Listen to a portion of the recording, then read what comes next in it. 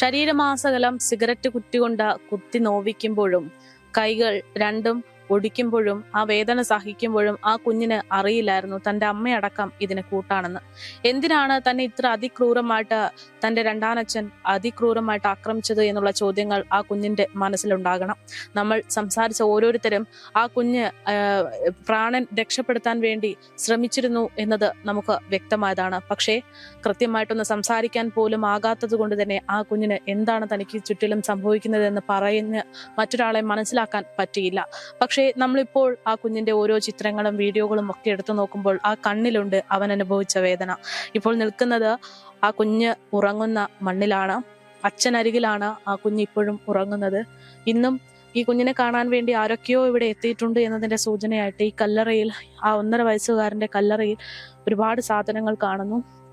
എന്തായാലും ഈ അഖിൽ മരിച്ചത്, അതായത് കുഞ്ഞിന്റെ അച്ഛൻ മരിച്ചത് സംബന്ധിച്ചിട്ടുള്ള ചില സംശയങ്ങൾ, അതോടൊപ്പം തന്നെ എങ്ങനെയായിരുന്നു അഖിലിന്റെ വീട്ടിൽ താമസിച്ചത് എന്നതിനെ കുറിച്ചൊക്കെയാണ് നമ്മൾ ഇനി അന്വേഷിക്കുന്നത്.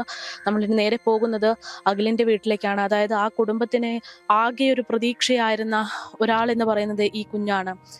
ഏകദേശം 2018 കാലത്തിൽ മൂത്ത മകൾ മരണപ്പെടുന്നു, ആത്മഹത്യ ചെയ്യുന്നു. അതിനുശേഷം 2024 മകനായിട്ടുള്ള അഖിൽ ആത്മഹത്യ ചെയ്യുന്നു. അങ്ങനെ ആ കുടുംബത്തിൽ ഏക പ്രതീക്ഷയായിട്ട് അവശേഷിച്ചിരുന്നത് അഖിലിൻ്റെതെന്നുള്ള ആ ഒരു കുഞ്ഞു മാത്രമായിരുന്നു. നിയമപരമായിട്ട് ആ കുഞ്ഞിനെ എങ്ങനെയെങ്കിലും നേടിയെടുക്കണം എന്ന് വിചാരിച്ച് കാത്തിരിക്കുന്ന കുടുംബത്തിലേക്കാണ് ആ പിഞ്ചു കുഞ്ഞിനെ ഇത്തരത്തിൽ 91 മുറിവുകളോടെ മരണപ്പെട്ടു എന്നുള്ള വാർത്ത അവർ കേൾക്കേണ്ടി വന്നത്. ആ വീട്ടിൽ ഇപ്പോൾ ഏറ്റവും വലിയ ശബ്ദത്തിൽ ആ അമ്മ ഉറച്ചു കരയുന്നുണ്ടെങ്കിൽ അത് അവരുടെ മാനസിക നില തെറ്റിയെന്ന് പറയുന്നതിനേക്കാൾ അപ്പുറത്തേക്ക് ഇനി ആരെയാണ് താൻ പ്രാർത്ഥിച്ച് വിളിക്കേണ്ടുന്നത്, ആർക്ക് വേണ്ടിയാണ് ജീവിക്കേണ്ടുന്നത് എന്നുള്ളൊരു ചോദ്യം ഉയരുന്നത് കൊണ്ട് തന്നെയാണ്. എന്തായാലും അവർ രണ്ടുപേരും എങ്ങനെയാണ് ഈ ഒരു വിഷയത്തിൽ ഇപ്പോൾ സംസാരിക്കുന്നത്, അവർക്ക് എന്താണ് പറയാനുള്ളത് എന്നത് അവരോട് തന്നെ ചോദിച്ചറിയാം. പിന്നീട് ഇവർ തമ്മിൽ ഈ മദ്യപിച്ചൊക്കെ വരുമ്പോൾ ഞാൻ വഴക്കുറയും. അപ്പോഴേ ഈ അഖിൽ ഓടി വന്നിട്ട് എടുത്തിട്ട് അമ്മ പപ്പേരായിരുന്നു നോക്കിയാൽ മതി, ആണുങ്ങളെ കുടിക്കും വലിക്കും, അത് ട്രെൻഡാണ്. അപ്പോഴാണ് എൻ്റെ അമ്മ ഇങ്ങനെ തലയിൽ തൊട്ട് ഇങ്ങനെ അഖിൽ കേട്ട് പഠിക്കുകയെന്ന് കണ്ട. അയ്യോ, ഇതെല്ലാം ദൈവം ചെയ്യണേ, മനസ്സിലായോ? അവരൊന്നും അവരുടെ മൂക്കാൻ വേണ്ടി അടിച്ച് എൻ്റെ അപ്പിനെ തല പിടിച്ച് ചെമ്പല്ലല്ലേ അടിച്ചത്, തോന്നൂ അത് ഈ സ്ത്രീയുടെ ചെവിയിലെത്തിയില്ലേ? ഈ എൻ്റെ മോൻ വെള്ളം കുടിച്ചോ എന്ന് പറഞ്ഞ സ്ത്രീയുടെ ചെവിയിലെത്തിയില്ല. ആ സൗണ്ട്, ആ കൊച്ചിന് സൗണ്ടും ഇല്ല, തുണി വാരി വായിൽ വെച്ചാണ്. ഇല്ലെങ്കിൽ അപ്പുറം അപ്പുറമുള്ള ആരും കേട്ടില്ലേ? അഷ്കറും ഈ ടീച്ചറും തമ്മിൽ എന്തോ ഒരു അണ്ടർസ്റ്റാൻഡിങ് ഉണ്ട്. എൻ്റെ പേടി അത് ഞാൻ പേടിച്ചത് നടന്നത്. ഞാൻ ഈ ഉമ്മയാണ് അത് പ്രതീക്ഷിച്ചത്. എനിക്കൊരു ഭയം തോന്നി, അയ്യോ അവിടെ ശരിയാകൂലല്ലോ എന്ന്. ഞാൻ അവരുടെ അടുത്ത് രാത്രിയെങ്കിലും പോവാമെന്ന് എൻ്റെ മനസ്സ് ഇങ്ങനെ പറഞ്ഞുകൊണ്ട്. അതാണ് ഞാൻ തോലിന് പോയപ്പോഴും പറഞ്ഞു ചോദിക്കാറ്, ഇനി ഞങ്ങൾക്കുള്ള ഏറ്റവും വലിയ സന്തോഷം എന്ന് പറഞ്ഞാൽ ഇവളെ അത് ഇങ്ങനെ പെട്ടെന്ന് പടഞ്ഞു പോണ്ട. ഇതുപോലെ എന്തിനൊക്കെ എൻ്റെ അപ്പിയെ ചെയ്ത അതെല്ലാം ചുണയുള്ളവർ ചെയ്യണം. ഇനി ഈ നിയമം കൂടെ ഞാൻ കാത്തിരിക്കുകയാണ്. നിയമവും കൂടെ എന്നെ തോപ്പിച്ച ഇനിയില്ല. ഇനി എന്തിന് നശിച്ച ഈ ഭൂമിയിൽ എന്തിന്? ഈ പറയുന്നത് പോലെ മകള് നഷ്ടപ്പെട്ടു, ആകെ ഉണ്ടായിരുന്ന മകൻ നഷ്ടപ്പെട്ടു. ഈ കുടുംബത്തിൽ ഇനി നിങ്ങളുടേതെന്ന് പറയാൻ ഒരു കുഞ്ഞ് മാത്രമേ ഉണ്ടായിരുന്നുള്ളൂ. ഇപ്പൊ ആ കുഞ്ഞും പോയിരിക്കുകയാണ്. ഇപ്പോ ഇതുമായി ബന്ധപ്പെട്ട് വന്നിരിക്കുന്ന പ്രതികരണങ്ങളൊക്കെ അച്ഛൻ്റെ ശ്രദ്ധയിൽപ്പെട്ടെന്ന് വിചാരിക്കുന്നു. അപ്പൊ അച്ഛൻ എന്താണ് ഇതിൽ പറയാനുള്ളത്? എനിക്കിതിൽ പറയാനുള്ളത്, ഇതിനകത്ത് പോലീസിന് ആദ്യം ഒരു ചെറിയൊരു അനാവസ്ഥ പറ്റിയിട്ടുണ്ട്. എന്ന് പറഞ്ഞു കഴിഞ്ഞാൽ ഇവർ അമ്മത്തൊട്ടിൽ ഏൽപ്പിക്കാൻ പോകുന്നു എന്ന് ഈ അനു ടീച്ചർ പോലീസിനോട് പറഞ്ഞ് അമ്മത്തൊട്ടിൽ ഏൽപ്പിക്കേണ്ട കാര്യമില്ല, ഈ കുഞ്ഞിൻ്റെ അച്ഛൻ്റെ ആൾക്കാർ ജീവിച്ചിരിപ്പുണ്ടെന്ന്. അപ്പോൾ നമ്മൾ ഈ കേസും കാര്യങ്ങളൊന്നും അറിയുന്നില്ലല്ലോ. അപ്പോഴും പോലീസ് ഒന്ന് ഉണർന്ന് പ്രവർത്തിച്ചെങ്കിൽ അപ്പോൾ അവർക്ക് ചോദിക്കാൻ, അങ്ങനെയാണെങ്കിൽ അവർ ആരെങ്കിലും നമ്പറിങ് ഇതാ, കുഞ്ഞിൻ്റെ അച്ഛൻ്റെ ആരുടെയെങ്കിലും നമ്പറിങ് തന്നു കഴിഞ്ഞാൽ ഞങ്ങൾ വിളിച്ച് ചോദിക്കട്ടെ, നിങ്ങൾക്ക് താല്പര്യമുണ്ടോ കുഞ്ഞിനെ കൊണ്ടുവന്നെങ്കിൽ നമുക്ക് അങ്ങനെ ഏൽപ്പിക്കാം എന്നൊരു രീതി അവരെടുത്തിരുന്നെങ്കിൽ കൃത്യമായിട്ട് എൻ്റെ നമ്പർ കൊടുത്തു കഴിഞ്ഞാൽ ഞാൻ ഓടി അവിടെ എത്തുമായിരുന്നു, കുഞ്ഞിനെ ഞാൻ വാങ്ങുമായിരുന്നു. അങ്ങനെ ചെറിയൊരു പാളിച്ച പറ്റിപ്പോയി. എങ്കിൽ തന്നെയും കുഞ്ഞിനെ വിട്ടു നൽകാൻ പറ്റില്ല എന്ന് അമ്മ പറഞ്ഞു കഴിഞ്ഞാൽ നിയമം ഒന്നും ചെയ്യാൻ പറ്റത്തില്ല. അതിനകത്ത് വേറൊരു വശം, അതിനകത്ത് പൂർണ്ണമായിട്ട് അതിലും പോലീസിനെ കുറ്റപ്പെടുത്താൻ പറ്റത്തില്ല. പക്ഷേ ഇതിനകത്ത് കാര്യമായിട്ട് ഒരു തേർഡ് പാർട്ടി എന്ന് പറയുന്നത് ഈ ഡാൻസ് ടീച്ചറാണ്. പുള്ളിക്കാർക്ക് വിചാരിച്ചിരുന്നെങ്കിൽ ഒന്ന് ഉണർന്ന് പ്രവർത്തിച്ചിരുന്നെങ്കിൽ കുഞ്ഞിന് ഇത് സംഭവിക്കില്ല. കേൾക്കുന്ന അല്ലെങ്കിൽ ആരുടെ സംസാരിക്കുമ്പോഴും കേൾക്കുന്ന ഒരു പേരാണ് അനു എന്നുള്ളത്. അതെ. ആരാണ് ഈ അനു? അച്ഛന് അല്ലെങ്കിൽ നിങ്ങൾക്ക് ഈ അനുവിനെ കുറിച്ച് അറിയാമോ? അറിയാം. അനുവിനെ നമ്മൾ അറിയുന്നത് എൻ്റെ മകൻ ഡാൻസറായിരുന്നു. അപ്പം ഒരു ഡാൻസ് ട്രൂപ്പ് ബന്ധപ്പെട്ടാണ് ഈ അനുവിനെ നമ്മളെ ഈ ജീവിതത്തിൽ കടന്നു വരുന്നത്. അനു മുഖേനയാണ് ഈ അഖില എന്ന കുട്ടിയെ പരിചയപ്പെടുന്നതും പിന്നെയാണ് ഈ ഡാൻസ് പ്രോഗ്രാമുമായിട്ട് ഇങ്ങനെ നടന്നു പോകുകയാണ്. അവസാനം മകൻ്റെ മരണം സംഭവിക്കുന്നതും ആ മരണത്തിന് ഈ ട്രൂപ്പിൽ വെച്ച് അഖിലയും അഖിലും കണ്ടുമുട്ടുന്നതും അവർ പ്രണയത്തിലായി വിവാഹത്തിലാകുന്നതും രജിസ്റ്റർ മാരേജ് കഴിച്ച് അങ്ങനെ ഇരിക്കുമ്പോഴത്തേക്ക് മകൻ മരണപ്പെടുന്നു. മകൻ മരണപ്പെട്ടതിന് ശേഷം പിന്നെ ഈ കുഞ്ഞ് ജനിക്കുന്നു. മകൻ മരിക്കുമ്പോൾ 3 മാസം ഗർഭിണിയാണാകില്ല. പിന്നെ കുഞ്ഞ് ജനിക്കുന്നു. കുഞ്ഞ് ജനിച്ച് കഴിയുമ്പോഴത്തേക്കാണ് ഈ ഇടക്കാലത്ത് ഒരു പങ്കാളി അഖിലേക്ക് കിട്ടുന്നത്, അഷ്കർ. ഡിവോഴ്സ് ചെയ്തില്ല. അവൾ പോലീസ് സ്റ്റേഷനിൽ ഇങ്ങനെ എഴുതി വെച്ച് പോയായിരുന്നു, അഖിലിനെ ഇനി അവർ ഭർത്താവായിട്ട് വേണ്ട എന്നൊക്കെ പറഞ്ഞു പോയെങ്കിലും ഈ മരണത്തിന് ശേഷം ഞങ്ങൾ വിചാരിച്ചവൾ അന്ന് ഗർഭിണിയാണല്ലോ, ആശുപത്രി കേസ് നമ്മൾ അറിയിക്കും എന്ന് വിചാരിച്ച് അതും അറിയിച്ചില്ല. ഈ കുഞ്ഞിൻ്റെ നൂലുകെട്ട് വരുമ്പോൾ അറിയിക്കുമെന്ന് വിചാരിച്ച് അതും അറിയിച്ചില്ല. പിന്നെ നമ്മൾ അങ്ങോട്ട് പോകാത്തെന്ന് പറഞ്ഞാൽ പോലീസ് സ്റ്റേഷനിൽ എഴുതി വെച്ചതെന്ന് പറഞ്ഞു കഴിഞ്ഞാൽ നമ്മളെ കൊണ്ട് യാതൊരു ശല്യവും അവർക്ക് ഉണ്ടാവാൻ പാടില്ല എന്നൊക്കെ പറഞ്ഞു. അവ ഉള്ള സമയത്താണ്. ഞാൻ കാര്യം ചോദിക്കട്ടെ, അതായത് അഖിലയുടെ അമ്മ പറയുന്നുണ്ടായിരുന്നു ഇവിടുന്ന് അഖിലിന്റെ മരണശേഷം ഒന്ന് അന്വേഷിക്കുകയൊന്നും ചെയ്തിട്ടില്ല, അതുകൊണ്ടാണ് പിന്നെ കുഞ്ഞിന്റെ കാര്യം ഒന്നും അറിയിക്കുക. ശരിയാണ്, അത് ശരിയാണ്. അങ്ങനെ നമ്മൾ അന്വേഷിക്കാൻ പോകാത്ത കാര്യം എന്ന് പറഞ്ഞാൽ പാലോട് സ്റ്റേഷനിൽ നമ്മൾ എഴുതി വെച്ചതാണല്ലോ, അവരാണ് പറയിച്ചത്. പോലീസിനെ കൊണ്ട് ഈ അഖിലിന്റെ വീട്ടുകാരിൽ നിന്ന് അഖിലിന്റെ നിന്ന് അമ്മ അന്ന് ചേട്ടൻ ഗൾഫിലാണ്, ഞാനും മോനും മാത്രമേ ഉള്ളൂ. ഞങ്ങൾ രണ്ടുപേരുടെ ഭാഗത്തു നിന്നൊരു നോട്ടത്തിലോ പ്രവൃത്തിയിലോ ആ വീട്ടുകാർക്ക്, ആ മോക്ക അമ്മയ്ക്കോ അവർക്ക് ആർക്കും ഒരു ശല്യം ഞങ്ങളെ കൊണ്ട് പറയിപ്പിച്ച് വിട്ടിട്ടാണ് ആ ഭാഗത്തോട്ട് എൻ്റെ അമ്മ മരിക്കണതുവരെയും പോയിട്ടില്ല. മരണശേഷം ഈ പറയുന്നത് പോലെ ഗർഭിണിയായിരുന്നല്ലോ അഖില, അപ്പോ ആ സമയത്തും നിങ്ങൾ അന്വേഷിച്ചിട്ടില്ല? കാരണം എന്ന് വെച്ചാൽ ഞങ്ങൾ വീണ്ടും ഒന്ന് പ്രതീക്ഷിച്ചു. ഞങ്ങളെ മോൻ്റെ ബോഡി കൊണ്ടുവന്നപ്പോൾ അവളൊന്ന് വന്നു. അന്നേരത്ത് എനിക്ക് ഓർമ്മയിൽ ഞാൻ ആശുപത്രിയിലായിരുന്നു, ഞാൻ അഖിലേനെ കണ്ടില്ല. അപ്പോൾ പിന്നെ ഞാൻ ഇങ്ങനെ പ്രതീക്ഷിച്ചിരുന്ന ഈ സമയത്തെങ്കിലും വന്ന് ഞങ്ങളോടൊപ്പം നിൽക്കും.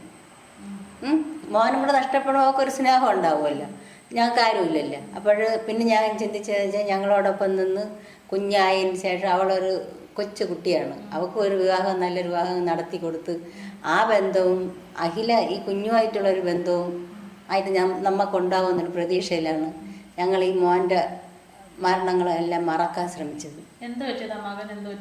മകന് ഈ പിന്നെ ഇവർ ഒരു ദിവസം പോലീസ് സ്റ്റേഷനിൽ കേസ് കൊടുത്ത് വിളിപ്പിച്ച്, അപ്പോഴും മോൻ വിളിച്ച് ഞാനും കൂടി ചെന്നപ്പോഴും പറഞ്ഞ് അഖില് ദേഹോദ്രവങ്ങൾ ആരായതുകൊണ്ട് ആണ് ഈ പേപ്പർ കൊടുത്തതെന്നാണ് അതിലെഴുതിയിരുന്നത്.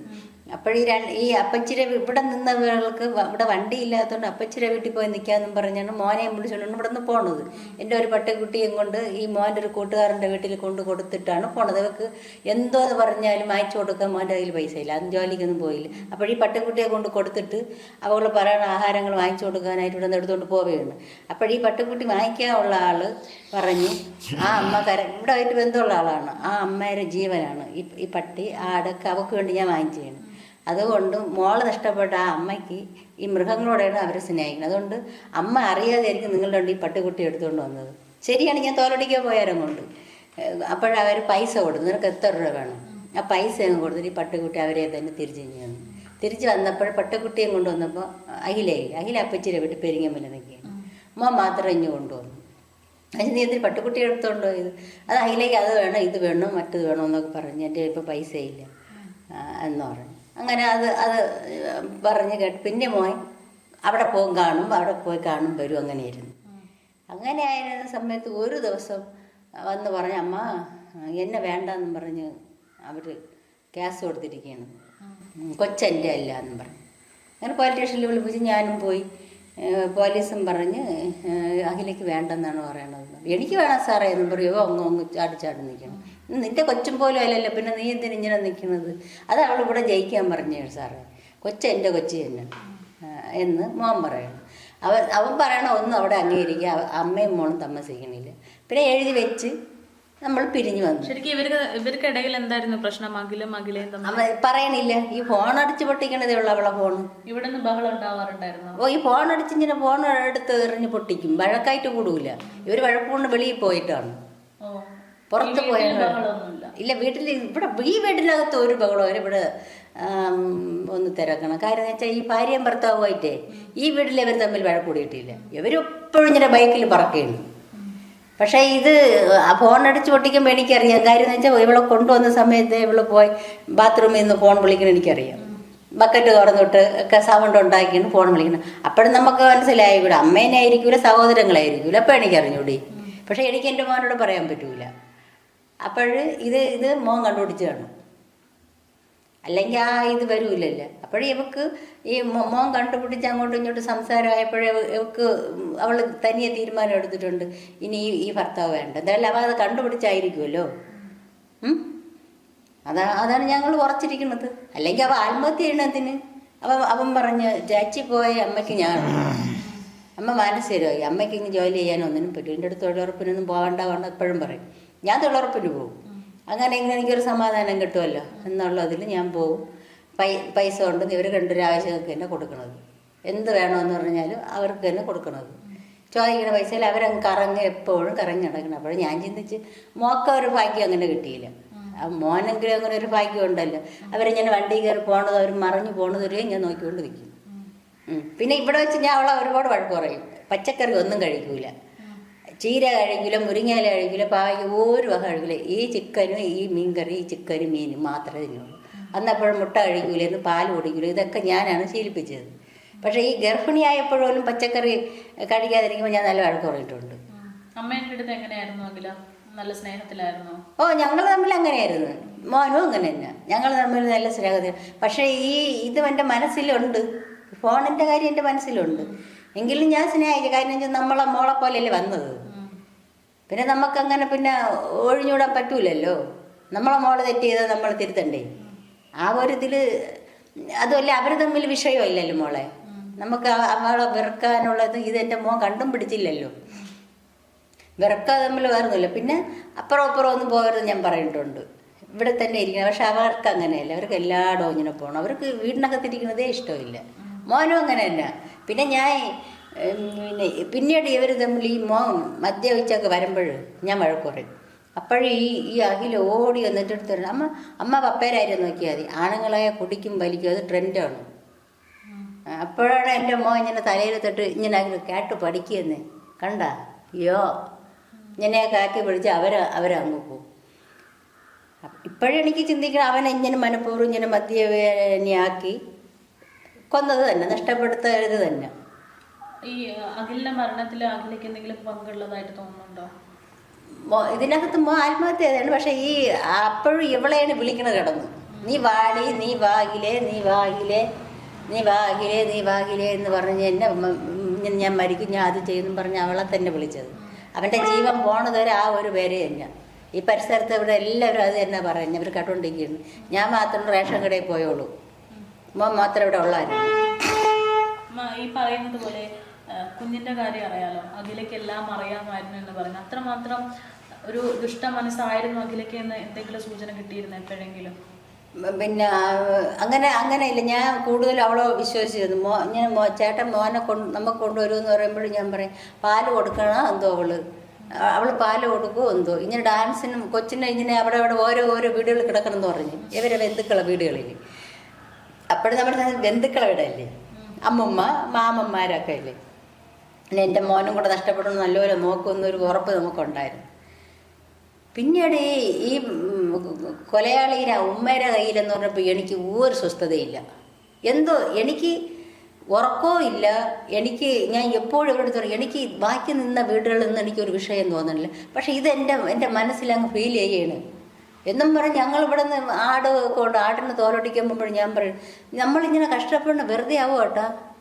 മോളെ എൻ്റെ മനസ്സ് പറയണം, ഇനി എൻ്റെ മക്കൾ പറയിക്കണേണോ ദൈവം പറയിച്ചാണോ എനിക്ക് ഈ ഒരു വീട്ടിൽ നിൽക്കണമെന്ന് പറഞ്ഞപ്പോൾ എൻ്റെ ദൈവ സാക്ഷിയിൽ ഞാൻ പറയുന്നു, എൻ്റെ മക്കൾ സാക്ഷിയിൽ എനിക്ക് ഭയങ്കര ടെൻഷനായിരുന്നു.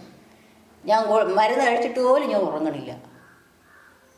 ഇയാളായിട്ട് കണക്ഷൻ ആയി എപ്പോഴാണ് അമ്മ അറിയുന്നത്?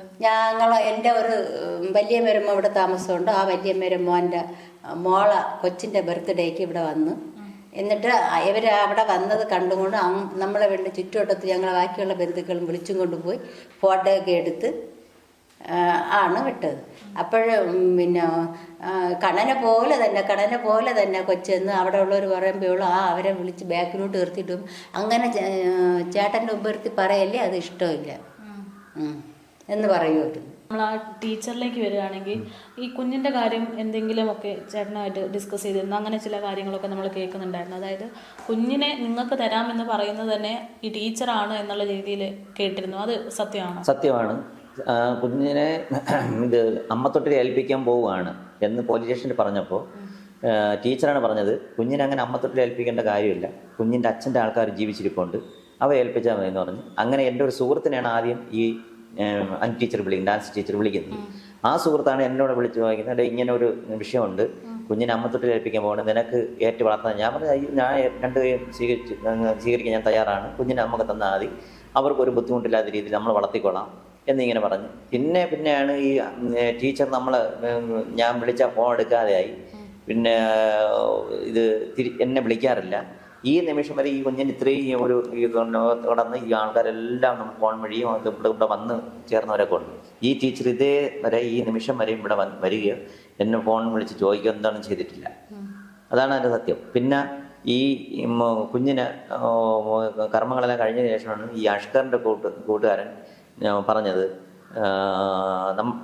ഈ ഡാൻസ് ടീച്ചർ അഖിലയോട് പറഞ്ഞെന്ന്, ഒരു കാരണവശാലും അപ്പനെ അമ്മയെ നമ്മളെ ഏൽപ്പിക്കരുത്, അവളമ്മയെ കുഞ്ഞിനെ ഏൽപ്പിക്കരുത് എന്ന് പറഞ്ഞതായിട്ട് അവൻ നമ്മളോട് പറഞ്ഞിട്ടുണ്ട്. അത് അറിയില്ല, എന്തെങ്കിലും അതാണ് ഈ അഷ്കറും ഈ ടീച്ചറും തമ്മിൽ എന്തോ ഒരു അണ്ടർസ്റ്റാൻഡിങ് ഉണ്ട്, അല്ലാതെ അതങ്ങനെ വരത്തില്ല. ഈ ടീച്ചറിനെ കറക്റ്റ് അറിയാം എന്താണ് കാര്യങ്ങളെന്നുള്ളത്. പക്ഷേ അവരെ ഈ നിയമത്തിന് മുന്നിൽ കൊണ്ടുവരണം, അത് കൃത്യമായിട്ട് ചോദ്യം ചെയ്യണം.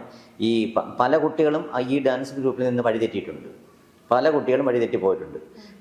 വിവാഹം കഴിഞ്ഞതുണ്ട്, വിവാഹം കഴിഞ്ഞ് അടിച്ച് വേറെ പോയതുണ്ട്. അങ്ങനെ പല രീതിയിലും ഇതിങ്ങനെ ഈ ഡാൻസ് ഗ്രൂപ്പിലൂടെ വഴി നടക്കുന്നുണ്ട്. അപ്പം അങ്ങനെ ഈ ഡാൻസ് ഗ്രൂപ്പിൽ തന്നെയാണ് മോനെ പോയിക്കൊണ്ടിരുന്നത്. ഈ രണ്ടുപേരും അവിടെ വെച്ചാണ് കണ്ടത്. ഈ ടീച്ചർ തന്നെയാണ് ഇവരെ രണ്ടുപേരെയും കൂട്ടിച്ചേർത്തത്. അതുപോലെ തന്നെയാണ് അഷ്കറിനെയും അഖിലിനെയും കൂട്ടിച്ചേർത്തത് ഈ ടീച്ചർ തന്നെയാണ്. പോലും വന്നിട്ടില്ല ഈ ടീച്ചർ. എൻ്റെ മോൻ മരിച്ചിട്ടുണ്ടല്ലോ, അവൻ്റെ എത്ര വർഷം അവരോടൊപ്പം ആയിരുന്നു, അതിനുള്ള പൈസ ഇല്ല. അവർ ജീവിച്ചിരിപ്പുണ്ട്, ഞങ്ങൾ ജീവിച്ചിരിപ്പുണ്ട്. അവർ വന്ന് പറയട്ടെ, 1 രൂപയെങ്കിലും ഈ അച്ഛൻ്റെ അമ്മേരെയും തന്നു. എൻ്റെ കൊച്ചിൻ്റെ ഒരു മുഖം പോലും ആ സ്ത്രീ അവസാനമായിട്ടൊന്നും ഒന്നും കണ്ടില്ലല്ലോ. ആ സ്ത്രീയാണ് പറഞ്ഞത് അവരെ ഗ്രൂപ്പിൻ്റെ അനുഗ്രഹമാണെങ്കില അന്ന് പറഞ്ഞു. അത് ശരിയാണ്. മൈക്കിൾ ജാക്സൺ എങ്ങനെയാണ് ഡാൻസ് കളിക്കുന്നത്, ഇത് ഈ കുഞ്ഞുകാലം തൊട്ടേ അതായിരുന്നു. എൻ്റെ 2 മക്കളും, എൻ്റെ മോളും ഈ മോനും അങ്ങനെയായിരുന്നു. മനസ്സിലായേ? അത്ര ഒരു വാത്സല്യം, ഒരു സ്നേഹമുള്ളവരാണെങ്കിൽ വേറെ ഇത് കാണാൻ വരൂലേ? അവർ വന്നിട്ടില്ല. അവരെ ഭർത്താവ് മാത്രമേ വന്നുള്ളൂ. അവരെ മോനെ പോലെ എന്നല്ലേ പറഞ്ഞത്. ഞങ്ങൾക്ക് തരൂല. ഈ പ്രോഗ്രാം കഴിഞ്ഞാൽ പോലും അവൻ ഞങ്ങളെ വീട്ടിൽ നിൽക്കൂല. ഞങ്ങൾ വിളിച്ച് ചോദിക്കണം, ഞങ്ങളെ കൊച്ചിനെ ഒന്ന് കാണണമെന്ന്. അറിയാമോ? അത്രമാത്രം അത് നശിച്ച് ഇത്രയായിട്ട് പോലും പിന്നെ അതിൻ്റെ അവസാനം ഒരു ജീവന് വേണ്ടി ഞങ്ങൾ അവരുടെ അവരെല്ലാം ഇങ്ങോട്ട് വിളിച്ച് പറയുന്നത്, യാചിച്ചിട്ട് പോലും ആ സ്ത്രീയുടെ ഹൃദയം ഇളകിയില്ലല്ലോ. അവർക്കും ഉണ്ട് 2 മക്കൾ, ഒരു മോളും ഒരു മോനും ഉണ്ട് ഇതേപോലെ. പക്ഷെ അവരുടെ മോനാണെങ്കിൽ ജീവനാണ് എൻ്റെ മോന്. എൻ്റെ മോൻ കാണിക്കുന്നത് എല്ലാം അവൻ അനുകരിച്ച് നടക്കുമായിരുന്നു. ഇവിടെ വന്ന് അവൻ്റെ ഷർട്ടൊക്കെ എടുത്തിട്ട് നല്ല ഒരു ഇതിൽ ജീവിച്ചു. ഞങ്ങൾ അവരെ അങ്ങ് വിശ്വസിച്ച് പോയി. പക്ഷെ നമ്മളെ കൊച്ചിനെ ഇങ്ങനെ വഞ്ചിച്ചിരിക്കണം ഞങ്ങൾ അറിയണില്ല. എന്നിട്ട് പിന്നീട് ഡാൻസ് നിർത്തിയപ്പോൾ അവൻ്റെ ആ ഡ്രസ്സെല്ലാം അവരെയാണ് തിരിച്ചേൽപ്പിച്ചത്. ഞങ്ങളെ പൈസ കൊടുത്ത് മേടിച്ച ഡ്രസ്സുകൾ ഡാൻസ് നിർത്തി എന്ന് പറയുന്നത് അഖില് സുമേധ ഡാൻസിന് പോകുന്നില്ലെന്ന് പറഞ്ഞു. മോള് മരിച്ചതിന് ശേഷം പിന്നെ അവൻ പോയില്ല. അപ്പൊ അമ്മ ചോദിച്ചില്ലേ, കാരണം ചെറുപ്പം മുതൽ പഠിക്കുന്ന അല്ലെങ്കിൽ ചെറുപ്പം മുതൽ പോകുന്ന ഒരു ഡാൻസ് ക്ലാസ്സിലേക്ക് പിന്നെ പോണില്ല എന്ന് പെട്ടെന്നൊരു തീരുമാനം എടുക്കുമ്പോൾ അവന് ആ ആദ്യത്തെ സ്നേഹമൊന്നും അവർ പിന്നെ കൊടുത്തിട്ടില്ല. പിന്നെ ഇവ ഒരുപാട് പിള്ളേരെ അങ്ങോട്ടും കൊണ്ടാക്കിച്ച്. പിന്നെ അവർക്കെല്ലാം അവർ മതി. പിന്നെ അഖിലിനെ വേണ്ട. ഇവിടെ നിന്ന് ഒരുപാട് പേര് എൻ്റെ ഇങ്ങനെ കാണാൻ വേണ്ടിയിട്ട് അവർ വന്നവർ അകത്തുമായി. പിന്നെ കണ്ണം പുറത്തുമായി. പിന്നെ ഇവർ ഈ ഇവളെ കണ്ട് ഇവരെ സ്നേഹിച്ച് ഇവരങ്ങ് ഇതായി. അങ്ങനെ എന്നിട്ട് ഇവരെ കാര്യമൊക്കെ കാണാനൊക്കെ ഒരു കല്യാണത്തിന് ഒരു വന്നായിരുന്നു. ഒരു ക്ലോക്ക് കൂടെ കൊണ്ടുവന്നായിരുന്നു. ആ വന്നത് തന്നെ. പിന്നെ വന്ന് ആ ഡ്രസ്സുമൊക്കെ എടുത്തുകൊണ്ട് പോയതാണ്. എനിക്കിനി വേറൊരു കാര്യം പറയാനുള്ളത്, ഈ ഉമ്മയുടെ മോളും പറയുന്നു കുഞ്ഞു നുള്ളു കൊടുത്ത് കുഞ്ഞു കമ്പെടുത്ത് അടി കൊടുത്ത്. ഈ പറഞ്ഞ ആ പിന്നെ ഉമ്മയുടെ മോക്ക് 2 കുഞ്ഞുങ്ങളുണ്ട്. എന്ത് ഈ അവളെ മാമ അടിക്കാത്തത്? ഇതുപോലെ കുഞ്ഞു നുള്ളും സിഗരറ്റ് ഇത് വെച്ച് കുത്തി കൊടുക്കാനും ഇത് വെച്ച് തീ വെച്ച് കത്തിക്കാനും എന്ത് കൊടുക്കാത്തത്? ഒരു മുറിയിലല്ലേ? എൻ്റെ പിഞ്ചു കൊച്ചിനെ ഈ മുറിയിലിട്ടല്ലേ പീഡിപ്പിച്ചത്. അപ്പോഴിവിടെ വാത്സല്യം കൊടുക്കണം, ആഹാരം കൊടുക്കണം, വസ്ത്രം മാറ്റുന്നു, കുളിപ്പിക്കുന്നു, പാല് കൊടുക്കുന്നു. നൊന്ത് പ്രസവിച്ച ഒരു സ്ത്രീ. അതുപോലൊരു കൊച്ചല്ലേ. അതിൻ്റെ അമ്മ എവിടെ പോയി?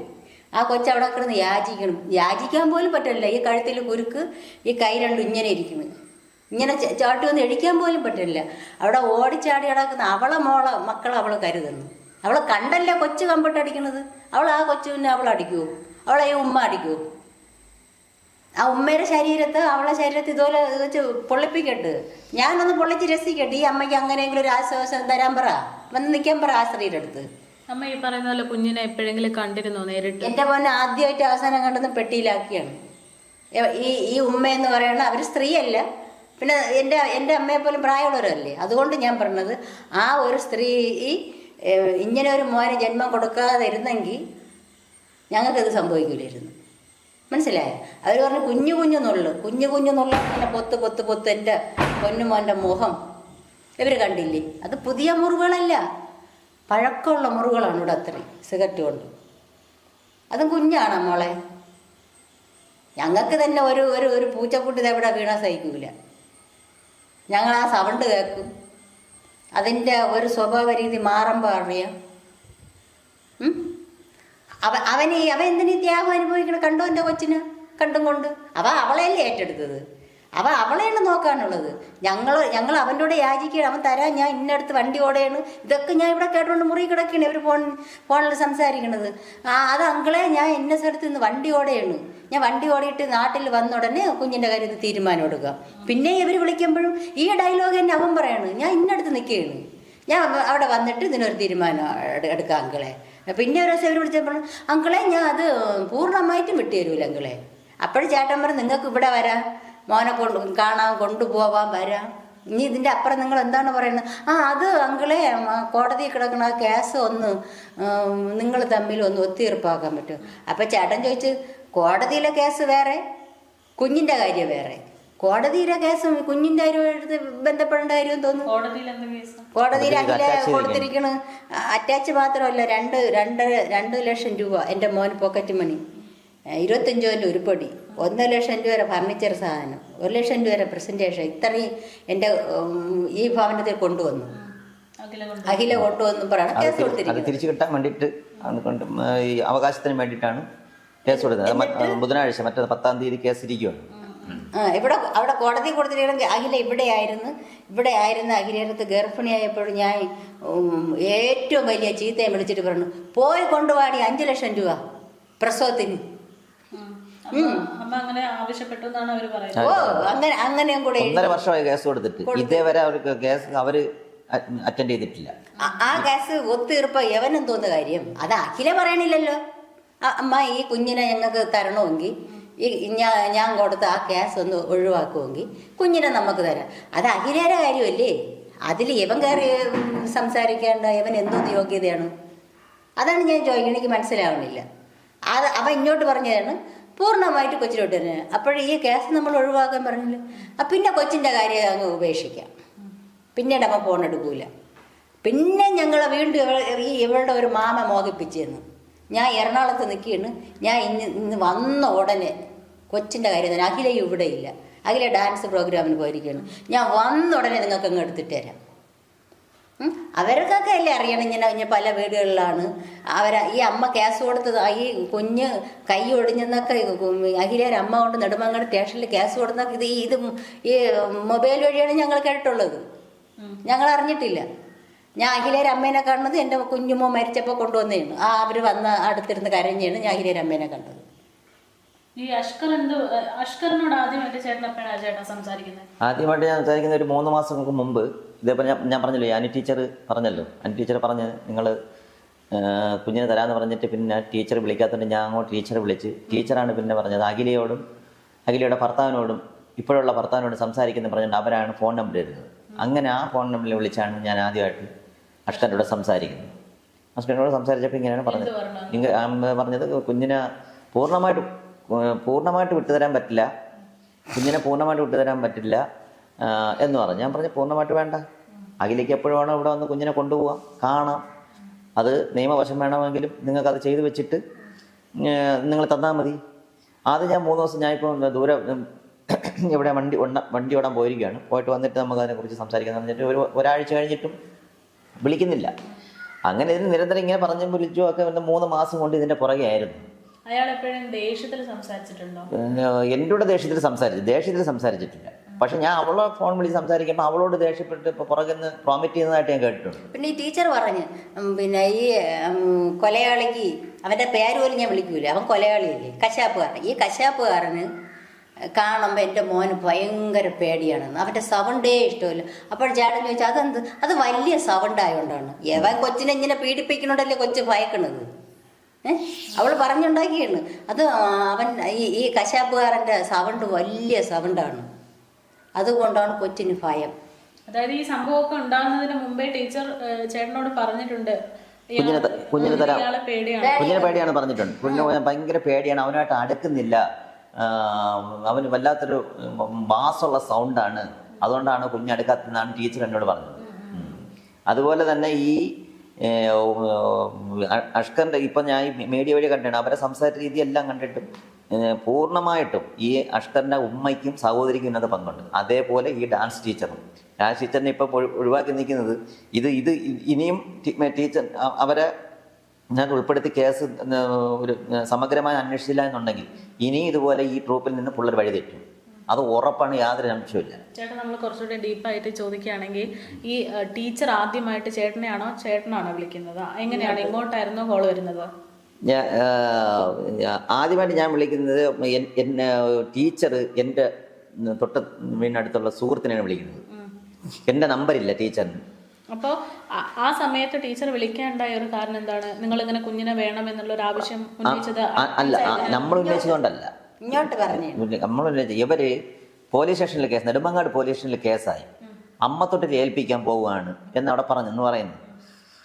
അങ്ങനെ ടീച്ചർ പറഞ്ഞാൽ അമ്മ തൊട്ടിൽ ഏൽപ്പിക്കേണ്ട കാര്യമില്ല, കുട്ടിയുടെ അച്ഛൻ്റെ ആൾക്കാരുണ്ട് എന്നൊക്കെ പറഞ്ഞുകൊണ്ടാണ് വിളിക്കുന്നത്. അങ്ങനെ ഈ അഖിലേക്ക് അറിയാവുന്നത് എൻ്റെ ഈ പുള്ളിക്കാരൻ പട്ടാളത്തിൽ നിന്ന് റിട്ടയർഡ് വന്ന ആളാണ്. പട്ടാളം മാമൻ പറഞ്ഞിട്ടാണ് ഇവള് പട്ടാളം മാമൻ്റെ നമ്പറാണ് കൊടുക്കുന്നത്. ഈ പട്ടാളം എന്ന് പറഞ്ഞ പുള്ളിയാണ് എന്നെ വിളിച്ചിങ്ങനെ ചോദിക്കുന്നത്. ഞാൻ പറഞ്ഞു ഞാൻ തയ്യാറാണ്, എനിക്ക് ഒരു ബുദ്ധിമുട്ടില്ല, നമ്മൾ അതിനു വേണ്ടിയാണ് ജീവിക്കുന്നത് എന്ന് ഞാൻ പറഞ്ഞു. അത് പറഞ്ഞിട്ടാണ് പിന്നെ ഈ പട്ടാളമാണ് ഈ അനു ടീച്ചർ നമ്പർ എനിക്ക് തരുന്നത്. ആ നമ്പറിൽ നിന്ന് ഞാൻ അനു ടീച്ചറിനെ അങ്ങോട്ട് വിളിച്ച് ചോദിച്ചപ്പോൾ പറഞ്ഞ് ഞാൻ ഇതുപോലെ ഞാൻ ഇപ്പം അവിടെ ഇല്ല, ഞാൻ പാലക്കാട് ഒരു പരിപാടിയായിട്ട് നിൽക്കുകയാണ്, 3 ദിവസം കഴിഞ്ഞിട്ട് ഞാൻ വരും, വന്നിട്ട് നമുക്ക് തീരുമാനിക്കാൻ തുടങ്ങി. 3 ദിവസമായി, 4 ദിവസം, 5 ദിവസമായി അവർ വിളിക്കുന്നില്ല. പിന്നെ ഞാൻ വീണ്ടും വിളിച്ചിട്ട് അവർ ഫോൺ എടുക്കുന്നില്ല.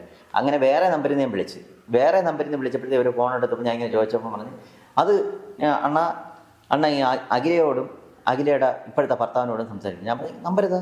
അപ്പോൾ അഖിലേക്ക് നമ്പർ ഇത് നമ്മൾ വാട്സപ്പ് കോൾ വിളിച്ചാലേ കിട്ടുള്ളൂ, മറ്റേ നമ്പർ വിളിച്ചാൽ കിട്ടത്തില്ല, അവളുടെ ഭർത്താവിൻ്റെ നമ്പർ തരാമെന്ന് പറഞ്ഞു. ഞാൻ സംസാരിക്കുന്നുണ്ട്, കുഴപ്പമില്ല കുഴപ്പമില്ല അണ്ണ സംസാരിച്ചായിരുന്നു. അങ്ങനെ ഈ അഷ്കറിൻ്റെ നമ്പർ ടീച്ചർ എനിക്ക് തന്നു. ആ സമയത്താണ് ഈ കുഞ്ഞിനെ ഇഷ്ടമല്ലെന്നുള്ള കാര്യം പറഞ്ഞത്. ആര് പറഞ്ഞത്? ടീച്ചർ അപ്പോഴല്ല പറഞ്ഞത്, ഇഷ്ടമല്ലെന്ന് പറഞ്ഞത് പിന്നീടാണ് പറഞ്ഞത്. പിന്നെ ഇത് നമ്പർ തന്ന് ഞാൻ വിളിച്ച് ഒരു കുഞ്ഞിനെ പൂർണ്ണമായിട്ട് തരാൻ പറ്റില്ല എന്ന് പറഞ്ഞ് ഞാൻ പറഞ്ഞു. പിന്നെ അഖിലയെ കൊടുക്കാൻ പറഞ്ഞു. അങ്ങനെ അഖിലയിൽ ഫോൺ കൊടുക്കുന്നു. അഖിലയോടും സംസാരിച്ചു. അഖില പറഞ്ഞത് എനിക്ക് പരിപൂർണ്ണമായിട്ട് വിട്ടുതരാൻ പറ്റത്തില്ല, ഞാൻ പറഞ്ഞു വേണ്ട. ഞാൻ പറഞ്ഞല്ലോ ഇത് കുഞ്ഞിനെ നിങ്ങൾക്ക് ഇഷ്ടമുള്ളവ വന്ന് കാണാം, കൊണ്ടുപോകാൻ എന്നുള്ള രീതിയിൽ ഒരു എഗ്രിമെന്റ് വേണം, എന്താണ് നിയമവശമാണ് ചെയ്ത് വെച്ചിട്ട് കൊണ്ടുവന്നാൽ മതി എന്നൊക്കെ പറഞ്ഞു. അങ്ങനെ എന്താ പറയുക, പിന്നെയാണ് ടീച്ചർ ഇങ്ങനെ പറഞ്ഞത്, അണ്ണാ അവൻ കുഞ്ഞ് അവനുമായിട്ട് ഇണങ്ങുന്നില്ല, വലിയ ബാസുള്ള സൗണ്ട് ആണ്, അതുകൊണ്ട് ആണ് ഇണങ്ങുന്നില്ല എന്നിങ്ങനെയൊക്കെ പറഞ്ഞു. ഞാൻ ഇണക്കാൻ നോക്കിയിട്ട് ഒരു വിധത്തിൽ നോക്കിയിട്ട് ഇണങ്ങുന്നില്ല എന്നിങ്ങനെ അങ്ങനെയാണ് ടീച്ചർ എന്നോട് പറഞ്ഞത്.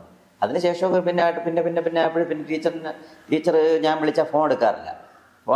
അങ്ങനെ ഇരുന്നാണ് ഇത് ഞാൻ നിയമവശം നോക്കാമെന്ന് പറഞ്ഞ് വക്കാലത്ത് ഒപ്പിട്ടിരുന്നപ്പോഴാണ് എവളെ മാമ ഒരു ദിവസം വിളിക്കുന്നത്. മാമ ഒരു ദിവസം വിളിച്ച് പിന്നെ ഒരു അസ്കർ വിളിച്ച് പറഞ്ഞു, ഞാൻ ഇങ്ങനെ വിളിച്ചു വെച്ചോ പറഞ്ഞു, മാമ അത് ഞാൻ അഡ്വക്കേറ്റുമായിട്ട് ആലോചിച്ചു, കേസ് അത് നമുക്ക് ഒത്തീർപ്പാക്കുകയാണെങ്കിൽ ഒരുപാട് ക്യാഷാവും, മാമ അഖിലായിട്ടൊക്കെ സംസാരിച്ച് ഒന്ന് ഒത്തീർപ്പാക്കാൻ നോക്കി എന്ന് പറഞ്ഞു. ഞാൻ പറഞ്ഞ് നമുക്ക് കേസും ഇതുമായിട്ട് ചില ബന്ധമില്ലല്ലോ, നമ്മൾ കുഞ്ഞിൻ്റെ കാര്യമല്ലേ പറഞ്ഞത്, അത് കുഞ്ഞിൻ്റെ കേസ് നടക്കൂല അമ്മ, പൂർണ്ണമായിട്ട് വിട്ടുതരാൻ പറ്റിയൊന്നുമില്ല. ഞാൻ പറഞ്ഞു ശരി, അങ്ങനെ ഇരിക്കട്ടെ, കേസിൻ്റെ വഴിക്ക് വയ്ക്കോട്ടെ, കേസ് ഞാൻ പറഞ്ഞോളാന്ന് പറഞ്ഞ് അങ്ങ് കട്ട് ചെയ്യണം. കട്ട് ചെയ്തതിന് ശേഷമാണ് ഈ അഖിലയുടെ മാമൻ വിളിക്കുന്നത്. മാമൻ വിളിച്ച് ഇതുപോലെ അവൻ്റെ കൂടെ റൈസായി സംസാരിച്ചു എന്ന് പറഞ്ഞു. ഞാൻ പറഞ്ഞു ഞാൻ ഇങ്ങനെ ഈ ഒറ്റ വാചകം പറഞ്ഞു, അത് എനിക്ക് തെറ്റായിട്ട് തോന്നിയില്ല. ഞാൻ പറഞ്ഞു കേസ് വേറെ, കുഞ്ഞിൻ്റെ കാര്യം വേറെ, അത് ഞാൻ പറഞ്ഞത് വലിയ തെറ്റായി പോകണമെങ്കിൽ ഞാൻ അവൻ്റെ കാല് പിടിച്ച് മാപ്പ് പറയാം, നമുക്ക് കുഞ്ഞിനെ തന്നാൽ മതി എന്നിങ്ങനെ ഞാൻ മാമനോടും പറഞ്ഞു, എവളെ മാമനോട് പറഞ്ഞു. അങ്ങനെ അവളും പറഞ്ഞ ഈ കള്ളത്തരങ്ങൾ കേട്ട് അവരെ അനുനയിപ്പിച്ചിങ്ങനെ നടന്നു. അതാണ് വിഷയം. 1.5 വയസ്സായിട്ടുള്ള കുഞ്ഞിനോടാണ് ഈ ക്രൂരത. അല്ലെ, ക്രൂരത മൊത്തം കാണിച്ചത്. ഈ കൈയൊടിഞ്ഞ സംഭവം അതുപോലെയാണ്. കൈയൊടിഞ്ഞ സംഭവം നമ്മൾ അറിഞ്ഞില്ല, ഒരു സൈക്കിളിൽ നിന്ന് വീണ് കൈയൊടിഞ്ഞെന്നാണ് പറഞ്ഞത്. ഇത് ഈ 2 കൈ ഒടിഞ്ഞ ഈ കൊണ്ടുപോയി പ്ലാസ്റ്റർ ഇടാൻ പോയ ഡോക്ടർക്ക് അറിയത്തില്ലേ ഈ കുഞ്ഞിൻ്റെ പുറത്ത് ഈ മുറിപ്പാടുകൾ കിടന്നെന്ന് പറഞ്ഞ്. ഡോക്ടറും കൂടെ ഒന്ന് ഉണർന്ന് പ്രവർത്തിച്ചിരുന്നെങ്കിൽ എന്തെങ്കിലും ഒരു തീരുമാനം വരുമായിരുന്നു. പക്ഷെ അന്ന് ശ്രദ്ധയിൽപ്പെട്ടിട്ടില്ല. അവരത് ശ്രദ്ധ. രണ്ടാമത് ഈ അമ്മ തൊട്ടിൽ ഏൽപ്പിക്കാൻ പോകേണ്ട എൻ്റെ കുഞ്ഞിൻ്റെ അച്ഛൻ്റെ ആൾക്കാരുണ്ടെന്ന് അനു ടീച്ചർ പോലീസ് സ്റ്റേഷനിൽ പറഞ്ഞപ്പോഴത്തേക്ക് പോലീസ് ഒന്ന് ഉണർന്ന് പ്രവർത്തിച്ചാൽ മതിയായിരുന്നു. ശരിയെങ്കിൽ കുഞ്ഞിൻ്റെ അച്ഛൻ്റെ ആൾക്കാരെ നമ്പരിഞ്ഞിട്ട് ഞാൻ വിളിച്ചു ചോദിക്കട്ടെ, അവർ കൊണ്ടുപോകാൻ പറ്റുമെന്ന് താല്പര്യമുണ്ടെന്ന് ചോദിക്കാം എന്നൊന്ന് അവർ ഒന്ന് ബുദ്ധി കടത്തി ചിന്തിച്ചിരുന്നെങ്കിൽ ഞാൻ അവിടെ എത്തുമായിരുന്നു. നമ്മൾ ഈ കേസുകളൊന്നും അറിയുന്നില്ല. ഈ കേസുകളെല്ലാം ഈ സംഭവങ്ങൾ നടന്നതിന് ശേഷമാണ് ഈ ഓരോന്നായി പുറത്തു വരുന്നത്. ഈ അഖിലിന്റെ സ്വത്തുക്കളൊക്കെ കുഞ്ഞിന്റെ പേരിലേക്ക് അറ്റാച്ച് ചെയ്തെന്ന് പറയുന്നു. അതെ, ആരെയും പേരിനായിട്ട് വെച്ചില്ല, അങ്ങനെയല്ല അറ്റാച്ച് ചെയ്യുന്നത്. കുഞ്ഞിന്റെ പേരിന് കുഞ്ഞിന് വേണ്ടിയിട്ട് എൻ്റെ വസ്തു ആണ് അറ്റാച്ച് ചെയ്തിരിക്കുന്നത്. എൻ്റെ ഈ വീട് സ്ഥലമാണ് അറ്റാച്ച് ചെയ്തിരിക്കുന്നത്. അത് അറ്റാച്ച് ചെയ്തിരിക്കുന്നത് അവർക്ക് അവകാശം വേണം. കാരണം ഒന്ന് കുഞ്ഞിന് ഈ വസ്തുവിൽ നിന്നുള്ള അവകാശം, രണ്ടാമെന്ന് പറഞ്ഞു കഴിഞ്ഞാൽ എൻ്റെ മകൻ അവളെ കൊണ്ടുവന്നത് 25 ഉരുപ്പടി, 2 ലക്ഷം രൂപയുടെ ഫർണിച്ചർ സാധനങ്ങൾ, 1 ലക്ഷം രൂപ പോക്കറ്റ് മണി, 2 ലക്ഷം രൂപ പോക്കറ്റ് മണി, ഇതെല്ലാം വേണമെന്ന് പറഞ്ഞുകൊണ്ട് തിരിച്ചു വേണമെന്ന് പറഞ്ഞുകൊണ്ടാണ് ഈ കേസ് കൊടുത്തിരിക്കുന്നത്. അതിനാണ് ഞാൻ കേസ് പറഞ്ഞുകൊണ്ടിരിക്കുന്നത്. 1.5 വർഷം കൊണ്ട് കേസ് പറയാണ്. ഒറ്റ കേസിന് പോലും അഖില അറ്റൻഡ് ചെയ്തിട്ടില്ല ഇതുവരെ. ഇനി വരുന്ന 10-ാം തീയതിയും കേസിരിക്കുകയാണ്. അമ്മ ഈ പറയുന്നത് പോലെ ഈ കൊലപാതകം കഴിഞ്ഞതിന് ശേഷം നാട്ടുകാരുടെ അടുത്ത് നിന്നൊക്കെ കിട്ടിയ തല്ലൊക്കെ നമ്മൾ കണ്ടതാണല്ലോ. അത്രയും വലിയൊരു ആക്രമണം ഉണ്ടായിട്ട് പോലും അഖിലേക്കും ഈ പറയുന്ന അഷ്കറിനാണെങ്കിലും അവർ തമ്മിലുള്ളൊരു കണക്ഷൻ നമ്മളിപ്പോൾ ഏറ്റവും കൂടുതൽ ശ്രദ്ധിക്കുന്ന ഒരു കാര്യമാണ്. അപ്പോൾ അഷ്കറിനെ കാണുന്നത് ഈ അടുത്താണ്. അതിന് മുൻപേ അഖിലുമായിട്ട് എങ്ങനെയായിരുന്നു? ഇതേപോലെ തന്നെ ആയിരുന്നു? ആരാണ് അഖില? അഖില മോൻ ജോലിയും കഴിഞ്ഞ് വരുമ്പോഴൊന്നും മൈൻഡ് ചെയ്യൂല. ഇദ്ദേഹത്തിന് എപ്പോഴും ഫോണിലാണ്. ഇവര് തമ്മിലൊരു പ്രണയ വിവാഹം തന്നെയാണ്. തന്നെ ഇപ്പം വിവാഹം എന്ന് പറഞ്ഞാൽ ഇവര് തറയിൽ നിൽക്കൂലല്ലോ. ഒരു നേരം പോലും ഇവർ വണ്ടിയിൽ നിന്ന് ഇറങ്ങൂല. ആ വണ്ടിയുടെ വീല് തേയണല്ലാതെ ഇവർക്ക് ശരീരമായിട്ട് ഒരു ക്ഷീണമോ തളർച്ചയോ ഒന്നുമില്ല. ഇവരിങ്ങനെ ഇത് എവിടെയാണ് പോണതെന്ന് ഞങ്ങൾക്ക് അറിഞ്ഞൂടാ. പക്ഷെ ഇവിടുത്തെ ഭക്ഷണങ്ങളൊന്നും കഴിക്കുകയില്ല. എല്ലാം വെളിയിൽ നിന്ന് കഴിച്ച് മാറ്റും കൊണ്ടും വരും. പിന്നെ അത്രമാത്രം അവരെ പക്ഷെ അഖിലയ്ക്ക് അങ്ങനെ ഇല്ല. അഖിലയ്ക്ക് എപ്പോഴും ഫോണും കൊണ്ട് എന്തിനു പറയാം അമ്മയെ വിളി. അമ്മ അങ്ങനെ 24 മണിക്കൂർ ആ ഫോണിനകത്തിരിക്കൂ. അല്ലെങ്കിൽ അമ്മയുടെ അടുത്ത് പറയാൻ രഹസ്യം തോന്നുന്നു. കാലിങ്ങനെ ഇട്ട് തേച്ച് കാര്യം ഇവിടെ എല്ലാ ജോലിയും ഞാൻ ഒതുക്കി വയ്ക്കുകയില്ലേ. ഞാൻ ഒതുക്കി വെച്ചിട്ട് രാവിലെ ഞാൻ പോവേയില്ലേ. പട്ടിയെ വേണമെന്ന് പറഞ്ഞ് ആടിനെ വേണമെന്ന് പറഞ്ഞ് ഇതെല്ലാം ഞാൻ വാങ്ങിച്ചു കൊടുത്തു. ഞാൻ ഈ വാങ്ങിച്ചു കൊടുത്തിട്ട് അത് അവസാനം എൻ്റെ മണ്ടയിലിട്ടിട്ട് അവരിവിടെ നിന്ന് പൊക്കളഞ്ഞു. ഈ ആടിനൊക്കെ അകലേക്ക് വേണ്ടി വരും. ഓ അതാ ഈ തൊട്ട് ഒരു ആശാവർക്കറുണ്ട്, അവരെ വിളയിൽ ആടിനെ കൊണ്ട് നിർത്തുമ്പോൾ ഓടരെ അകലേക്ക് ആട് വേണം, എപ്പോഴും അവരോട് ചോദിക്കും. അപ്പോഴവർക്ക് അത് അവർ വളർത്തുന്നതുകൊണ്ട് അങ്ങനെ ചോദിക്കുന്നവർക്ക് ഇഷ്ടമില്ല. അത് ആ ഒരു സംസാരത്തിൽ നിന്ന് എനിക്ക് മനസ്സിലായി. ഞാൻ പിന്നെ എൻ്റെ ഉരുപ്പടി കൊണ്ട് പണയം വെച്ച് അവൾക്ക് ആട് വാങ്ങിച്ചു കൊടുത്തു. അതേപോലെ എൻ്റെ പട്ടിയോട് വന്നൊരു പട്ടിയും വാങ്ങിച്ചു കൊടുത്തു, ലാഭം. അത് വാങ്ങിച്ച് കൂട് വരെ കെട്ടിയതെല്ലാം ഞാനാണ്. അങ്ങനെ വരെ നോക്കി നിന്നപ്പോഴാണ് പിന്നീട് ഇവക്ക് ഈ ആട്ടിനെ കുളിപ്പിക്കാനോ അറിഞ്ഞൂടാ, അവിടെ വൃത്തിയാക്കാൻ അറിഞ്ഞൂടാ, തോലടിക്കാറുണ്ട്, അതൊക്കെ ജോലിയില്ലേ. പക്ഷെ ഇതെല്ലാം ഞാൻ ഏറ്റെടുത്ത് ചെയ്യണം, ഒരു ഞാൻ അടിച്ചു പോയില്ലേ. അപ്പം അവരൊന്നും അങ്ങനെ ജീവിക്കണവരല്ല. അതിലാണ് എനിക്ക് മനസ്സിലായത്. നമ്മളവിടെ പേണി നിൽക്കണവരല്ല. ഇത്രയും പോരെ ജീവിക്കണമെന്നുള്ള ഒരു വീട് പോരെ, നമ്മൾ ജീവിക്കണമെന്ന് നമ്മളൊരു കുടുംബത്തിൽ അവരോട് ചേർന്ന് ജീവിക്കാമെന്നാണ്. മനസാക്ഷി ഞെട്ടിക്കുന്ന ഒരു സംഭവം നടന്നിട്ട് അമ്മ എന്ന് പറയുന്ന അഖിലേക്കും ഈ ചെയ്ത ഈ കൊടുംക്രൂരത ചെയ്ത അവനും യാതൊരു ഭാവവ്യത്യാസവും ഇല്ല. ശ്രദ്ധിച്ചിട്ടുണ്ടോ? ഇത്രയും നാളായിട്ട് കണ്ടിട്ടുണ്ടോ? ഒരു ഭാവവ്യത്യാസവും ഇല്ല. അത് ഞാൻ പറയുന്നത് പറഞ്ഞു കഴിഞ്ഞാൽ ഞാൻ പറഞ്ഞില്ലേ, ഇവർ ഡ്രഗ് അഡിക്റ്റുകളാണ്. ഈ അഷ്കറിന്റെ കൂട്ടുകാർ പറയുന്നത് ഇവ മദ്യപിക്കില്ല, പുക വലിക്കില്ല എന്നൊക്കെയാണ് പറയുന്നത്. അത് ഈ രണ്ട് രീതിയിലും, പുക വലിക്കാത്ത രീതിയിലും കുടിക്കാത്ത രീതിയിലും ഡ്രഗ് അകത്തുന്ന ഒരുപാട് സാധനങ്ങളുണ്ടല്ലോ, ഒരുപാട് സാധനങ്ങളുണ്ട്.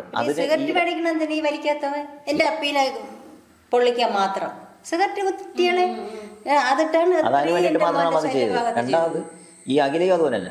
അഖിലയും നല്ല രീതിയിൽ ഡ്രഗ് അഡിക്റ്റ് ആണ്. അതേപോലെ തന്നെ ഈ ഡാൻസ് ട്രൂപ്പിൽ പോകുന്ന മിക്കാറെണ്ണത്തിനും കുഴപ്പമാണ്. മിക്കാറെണ്ണത്തിനും ഈ ഏകദേശം കുറേയൊക്കെ കുടുംബം ആയതുകൊണ്ട് വഴിതിരിഞ്ഞു പോയതുകൊണ്ട് അതിപ്പോൾ അവരെ ഞാൻ ഇത് പല പ്രാവശ്യം പറഞ്ഞിട്ടും അവരെ ഇതിന് മുന്നിൽ കൊണ്ടുവരുന്നില്ല. അത് അവരെ കൂടെ അന്വേഷണം ഇനി എനിക്ക് ഡിവൈഎസ് ഓഫീസിൽ നിന്ന് ഇനി ഇതിന് സ്റ്റേറ്റ്മെൻറ്റ് വിളിക്കും.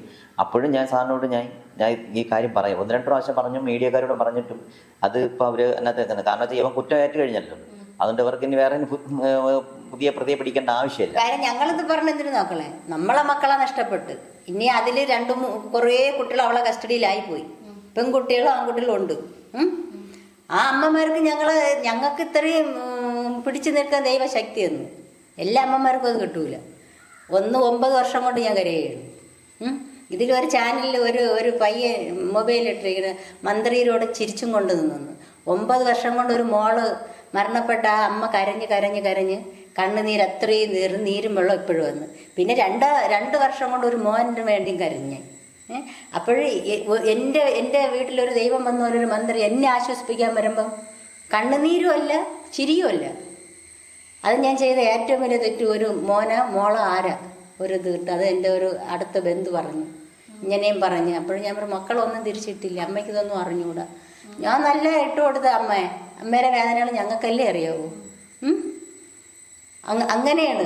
അതേസമയം ഇന്ന് അവൻ്റെ ഉമ്മ സംസാരിക്കണത് ഈ മോൻ കണ്ടില്ലേ, ഈ മോനായാലും ഈ മോളും കണ്ടില്ലേ, എൻ്റെ പൊന്നുമോൻ വെള്ളം കുടിച്ചോ എന്തോ, എൻ്റെ പൊന്നുമോൻ്റെ ബാക്കിലിടിച്ച് അവിടെ ഇടിച്ച് ഇവിടെ ഇടിച്ച്. എൻ്റെ കൊച്ചിനെ കുഞ്ഞു കമ്പിട്ടാണ് അടിച്ചത്. അവളെ മോനും അവരടിച്ച് പിടിച്ച്. അവളെ മോനെ ആരെല്ലാം കൈവച്ച നാട്ടുകാർക്കും കുഞ്ഞു മക്കൾക്കും സഹോദരങ്ങൾക്കും പ്രാവിയ സഹോദരന്മാർക്കും എൻ്റെ ഈ 3 ആത്മാക്കൾക്കും ഞങ്ങളും കൂടെ നിന്നുള്ള നന്ദി.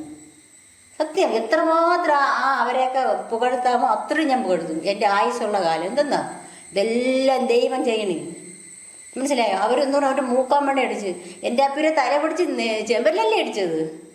തോന്നൂ അത് ഈ സ്ത്രീയുടെ ചെവിയിലെത്തിയില്ലേ? എൻ്റെ മോൻ വെള്ളം കുടിച്ചോ എന്ന് പറഞ്ഞ സ്ത്രീയുടെ ചെവിയിലെത്തിയില്ല ആ സൗണ്ട്. ആ കൊച്ചിന് സൗണ്ടും ഇല്ല, തുണി വാരി വെച്ചാണ്. ഇല്ലെങ്കിൽ അപ്പുറമുള്ള ആരും കേട്ടില്ലേ? അവിടെ കൊച്ചു കരയുമ്പോൾ ഞാൻ ഇവിടെ ഏങ്ങയാണ് കിടന്നു. 2 വയസ്സായാലും മോൻ അപ്പുറത്തെ വീട്ടിൽ പനി കാരണമായിട്ട് ആശുപത്രിയിൽ പോയിട്ട് വന്ന് കരയുമ്പോൾ എൻ്റെ നെഞ്ച് പൊട്ടയുണ്ട്. ഫോണൊന്നും ഞാൻ കൈകാര്യം ചെയ്യണില്ലെങ്കിലും ഈ ഓരോ ഒച്ചാളെ കൊച്ചുങ്ങളതായിട്ട് കേൾക്കണില്ലേ? ഈ സ്ത്രീ കേട്ടില്ലേ 10 മാസം ചോന്ന് പ്രസവിച്ച ഈ തള്ള, അവളെ മോളെന്ന് പറഞ്ഞ ആ സ്ത്രീയും അവളെ കുഞ്ഞും അവിടെ കിടക്കണേ. എന്ത് മാമനെ ഏൽപ്പിച്ചിട്ട് പോവാത്തത്? നൊന്തല്ലേ, നൊന്ത്. ഇനി ഈ അമ്മച്ചിയുടെ മുമ്പായിരിക്കും എനിക്ക് വിധി വരണം. ആ രൂപം ഞങ്ങളെ ഇവിടെ ഫോട്ടോ എടുക്കുന്നുണ്ട്. ആ രൂപവും ചേട്ടൻ ഒരു ദിവസം വന്ന് പറയുന്നു, അവിടെ നെടുമ്പങ്ങാട് വെച്ച് കണ്ടു, എടി നമ്മളെ പപ്പ അമ്മ എന്ന് വിളിച്ചുകൊണ്ട് നടന്ന അവളെ അത് കണ്ട് എനിക്ക് സഹിക്കാൻ പറ്റണില്ല. സത്യം അതങ്ങനെയാണ് കാര്യം. ഞാൻ എൻ്റെ മോളുടെ പേരിൽ ഇവിടെ വന്നു അഖിലെന്ന് പറഞ്ഞു. എൻ്റെ മോളെ വസ്ത്രങ്ങളെല്ലാം അവൾക്ക് ഇടാൻ കൊടുത്തു. അവൾ അച്ഛന്ന് പറഞ്ഞ് പുറകെ നടക്കുന്നു. ഞാൻ പണി കഴിഞ്ഞ് വരുമ്പോഴത്തേക്ക് ഇന്ന സാധനം വേണമെന്ന് പറയുന്നു, അത് വാങ്ങിച്ചുകൊണ്ട് വരാൻ പറഞ്ഞ് ഞാൻ കൊണ്ടുവന്ന് കൊടുക്കുന്നു. പിന്നെ ലേബർ ഇന്ത്യ ഇത് അല്ല PSC ടെസ്റ്റിന് വേണ്ടിയിട്ടുള്ള സാധനം ഇതെല്ലാം മാറ്റിക്കൊണ്ട് കൊടുക്കുന്നു. കഥകളൊന്നും നമുക്ക് മരുമോൾ വീട്ടിലുണ്ട്, അല്ലെങ്കിൽ അവരെ ഇവിടെ നമുക്ക് പ്രത്യേകിച്ച് പൂട്ടുവെപ്പലൊന്നുമില്ല. അതുകൊണ്ടാണ് ഈ വസ്തു ഇത് അറ്റാച്ച് ചെയ്യാൻ കാര്യം. കാരണം നമ്മളിവിടുന്ന് ഈ ഇതെല്ലാം രേഖകളും എടുത്ത് ഇവിടെ ഫോട്ടോ അയച്ച് അവൾ അമ്മയ്ക്ക് അയച്ചു കൊടുക്കുക. അങ്ങനെയൊക്കെ നോക്കി നമ്മൾ കൊണ്ടു നടന്നപ്പോഴത്തേക്ക് പിന്നെ ആ ഒരു നന്ദി, ഞാൻ എൻ്റെ മോളെ കൊണ്ടു നടന്നിട്ട് ആ ഒരു നന്ദി ആ കുട്ടിയെ കാണിച്ചാണ്. രണ്ടാമത് നമ്മൾ എന്നെ പുറകെ അച്ചാച്ചാന്ന് വിളിച്ചാൽ നടന്നതല്ലേ, ഞാൻ എൻ്റെ മോളെ നമ്മൾ വേറെ ഒരു വിദ്വേഷ രീതിയിൽ നമ്മൾ കണ്ടിട്ടില്ല. എവളെ ആ അവസ്ഥ നെടുമങ്ങാട് പോലീസ് സ്റ്റേഷനിൽ വന്നിരുന്ന് കണ്ടപ്പെട്ടുള്ള അവസ്ഥയെന്ന് പറഞ്ഞാൽ എന്നെ വളരെ സങ്കടപ്പെടുന്ന അവസ്ഥയായിരുന്നു. പക്ഷെ എന്ത് ചെയ്യാൻ പറ്റുക, അവള് ചെയ്തത് അതിക്രൂരമായ കാര്യമാണ്. ആ ഒരു നന്ദിയില്ലാത്തൊരു കുട്ടിയായിപ്പോയി. അവളെ ഈ പല വീടുകളിൽ അവളെ അമ്മേരെയും അവളെ ആളുകളെയും വീടുകളിൽ കൊണ്ടുവിടാൻ അവൾക്ക് മനസ്സ് വന്നില്ല. അവൾ ഈ നടയിൽ എൻ്റെ പൊന്നുമോനെയും കൊണ്ടുവന്ന് നോക്കളെ, ഒരു നിമിഷം അവളൊന്ന് ഇവിടെ നമ്മൾ എന്ത് ചെയ്യും, മോളൊന്ന് ചിന്തിച്ചു. ഈ തൊട്ടപ്പുറത്താണ് വീട്. ഞങ്ങൾ പിറ്റന്നാണ് അറിഞ്ഞു നോക്കളെ, എൻ്റെ മോൻ പോയ ആ വഴി ഞാൻ രാവിലെ പോയി നടന്നു. എനിക്ക് കാണാൻ പറ്റിയില്ലെങ്കിലും അവർ വന്ന വീടിൻ്റെ ഇപ്പുറത്താണ് എൻ്റെ പൊന്നുമോ ഉറങ്ങണത്. അതിൻ്റെ ഇപ്പുറത്തെ വീട്ടിലാണ് എൻ്റെ ജീവൻ വന്നിട്ട് പോയത്. ഞാൻ ആ നിഴലില് ദൈവം കാക്കാൻ പറയണു, ഞാൻ ആ നിഴലിൽ നടന്ന് ഞാൻ പോയി. എൻ്റെ പള്ളിയുടെ മുമ്പേണത്. ഞാൻ സാൽവേഷനറി പള്ളിയിൽ പോകണാണ്. ആ പള്ളിയിലെ നടയിൽ ഞാൻ അവിടെ ചെന്ന് ഞാൻ എൻ്റെ മോൻ്റെ അടുത്ത് നിന്ന് ചോദിച്ചു, മക്കൾ അപ്പയെ കണ്ടാ, മക്കൾ അപ്പയെ അടുത്ത് വന്ന് കണ്ടാ, നിന്റെ അപ്പയെ നീ കണ്ടാ എന്നും പറഞ്ഞിട്ട് എൻ്റെ മക്കളടുത്ത് ചെന്ന് ഉമ്മവും കൊടുത്തിട്ട് ഞാൻ എൻ്റെ പള്ളിയടയിലെന്ന് പറഞ്ഞു. ഇതെന്തൊരു പരീക്ഷണം! ഇത്തിരി തൊട്ട് നടയിൽ വന്നിട്ട് പോയത്. ഇപ്പം ഞാൻ എന്തോന്ന് ദൈവത്തോട് ചോദിക്കാൻ പറ മോളെ, ഞാൻ ഇപ്പം എന്തോന്ന് ചോദിക്കേ? ആ അടുത്ത് വന്നിട്ട് പോയത്, ജീവനോട് വന്നിട്ട് പോയത് പോലും എനിക്ക് സഹിക്കാൻ പറ്റിയില്ല. മക്കളെ പറ, മോളൊരു അമ്മയല്ലേ? അമ്മയായാ എന്തോ, എന്നാലും ഒരു അമ്മയുടെ മോളല്ലേ? അങ്ങനെ പോലും താങ്ങാൻ വയ്യാത്തതിനെയാണ് ഇങ്ങനെ കുത്തി കൊന്നുകൊണ്ട് തന്ന്, ചെമ്മരിലടിച്ച് കൊണ്ട് തന്ന്. എൻ്റെ മക്കൾക്ക് ഒരു പൊടി കളിപ്പാട്ട് എൻ്റെ മോൻ മാറ്റിക്കൊണ്ട് വെച്ചിരുന്നേണ്. അവൻ്റെ അച്ഛൻ്റെ ഓർമ്മയായിട്ട് ഞാൻ വെച്ച് വിട്ടു. പൊന്നേ ഞാൻ വിട്ട്, അറിയാമോ, തലക്ക കൊടുത്ത് എൻ്റെ അപ്പി വാങ്ങിച്ചിരുന്ന കളിപ്പാട്ടോ എൻ്റെ ഇതേ ഉള്ളമ്മ എന്നും പറഞ്ഞ് കമന്ന് അതെടുത്ത് വെച്ചിരുന്ന കാര്യമാണ്. ഞാൻ വിചാരിച്ച് മുന്നോട്ട് വന്ന വഴിയിൽ എവിടെയെങ്കിലും തറയിൽ വീണ് കിട്ടിയതായിരിക്കും. അപ്പോഴാണ് ഞങ്ങൾ ആശുപത്രിയിൽ പോയിട്ട് വന്നപ്പോഴേ വാങ്ങിച്ചുകൊണ്ട് വന്നു. 1 മാസമായപ്പോഴേ, എന്നിട്ട് എൻ്റെ കയ്യിൽ തന്നെയാണ്. അത് അങ്ങനെയൊക്കെ അനുഭവിക്കണം. ഇനി എന്തോന്നാണ് അനുഭവിക്കാറ്. ഇനി ഞങ്ങൾക്കുള്ള ഏറ്റവും വലിയ സന്തോഷം എന്ന് പറഞ്ഞാൽ ഇവളെ അത് ഇങ്ങനെ പെട്ടെന്ന് പടഞ്ഞു പോണ്ട. ഇതുപോലെ എന്തിനൊക്കെ എൻ്റെ അപ്പിയെ ചെയ്ത് അതെല്ലാം ചുണയുള്ളവർ ചെയ്യണം. ആരെ കരത്തിനും കഴിവില്ലെങ്കിൽ എൻ്റെ കൊണ്ട് തട്ടും, ഞാൻ അത് ചെയ്യും. എനിക്കതൊന്നും ആസ്വദിക്കണ്ടേ? എൻ്റെ പൊന്നുമോന് വായിൽ തുണി വെച്ചും ഈ കൈ കൊണ്ട് വന്ന് എണീക്കാൻ പറ്റിയില്ല. അപ്പോൾ അതിനത്ര എഴഞ്ഞു നീങ്ങായിരിക്കൂലേ എൻ്റെ മക്കൾ? എഴഞ്ഞു നീങ്ങായിരിക്കൂലേ? അവൻ ചെയ്ത പീഡനങ്ങളെല്ലാം എഴഞ്ഞായിരിക്കും കൊച്ച് ശരീരത്തെ ഏറ്റുവാങ്ങിയത്. അവൻ്റെ അമ്മയും അപ്പാപ്പനും കാത്തിരിക്കണം. ഈ 2 മക്കളും അവരെ കല്ലറയിൽ നിന്ന് ഞങ്ങളടുത്ത് ജീവനോടെ വന്നെന്ന് പോലെ സന്തോഷത്തിൽ അവരെയും കൊണ്ട് ഞങ്ങൾ പോയി വാങ്ങിക്കുന്നതിനാണ് ഞങ്ങൾ സന്തോഷിച്ചിരുന്നത്. സത്യം. ഞാൻ ഈ ഉരുവി എൻ്റെ ഫോട്ടോണായിരിക്കുന്നത്. ഞാൻ ഉരുവി ഇത്രത്തോളം ഉരുവിയിട്ടും ഞാൻ അധ്വാനിക്കണം എൻ്റെ കൊച്ചിന് വേണ്ടി, അറിയാമോ? ഞാൻ ഒരു വട്ട് തോലെടുക്കുമ്പോൾ ഞാൻ തല ചുറ്റി അവിടെ വീണ് കിടന്നിട്ടുണ്ട്.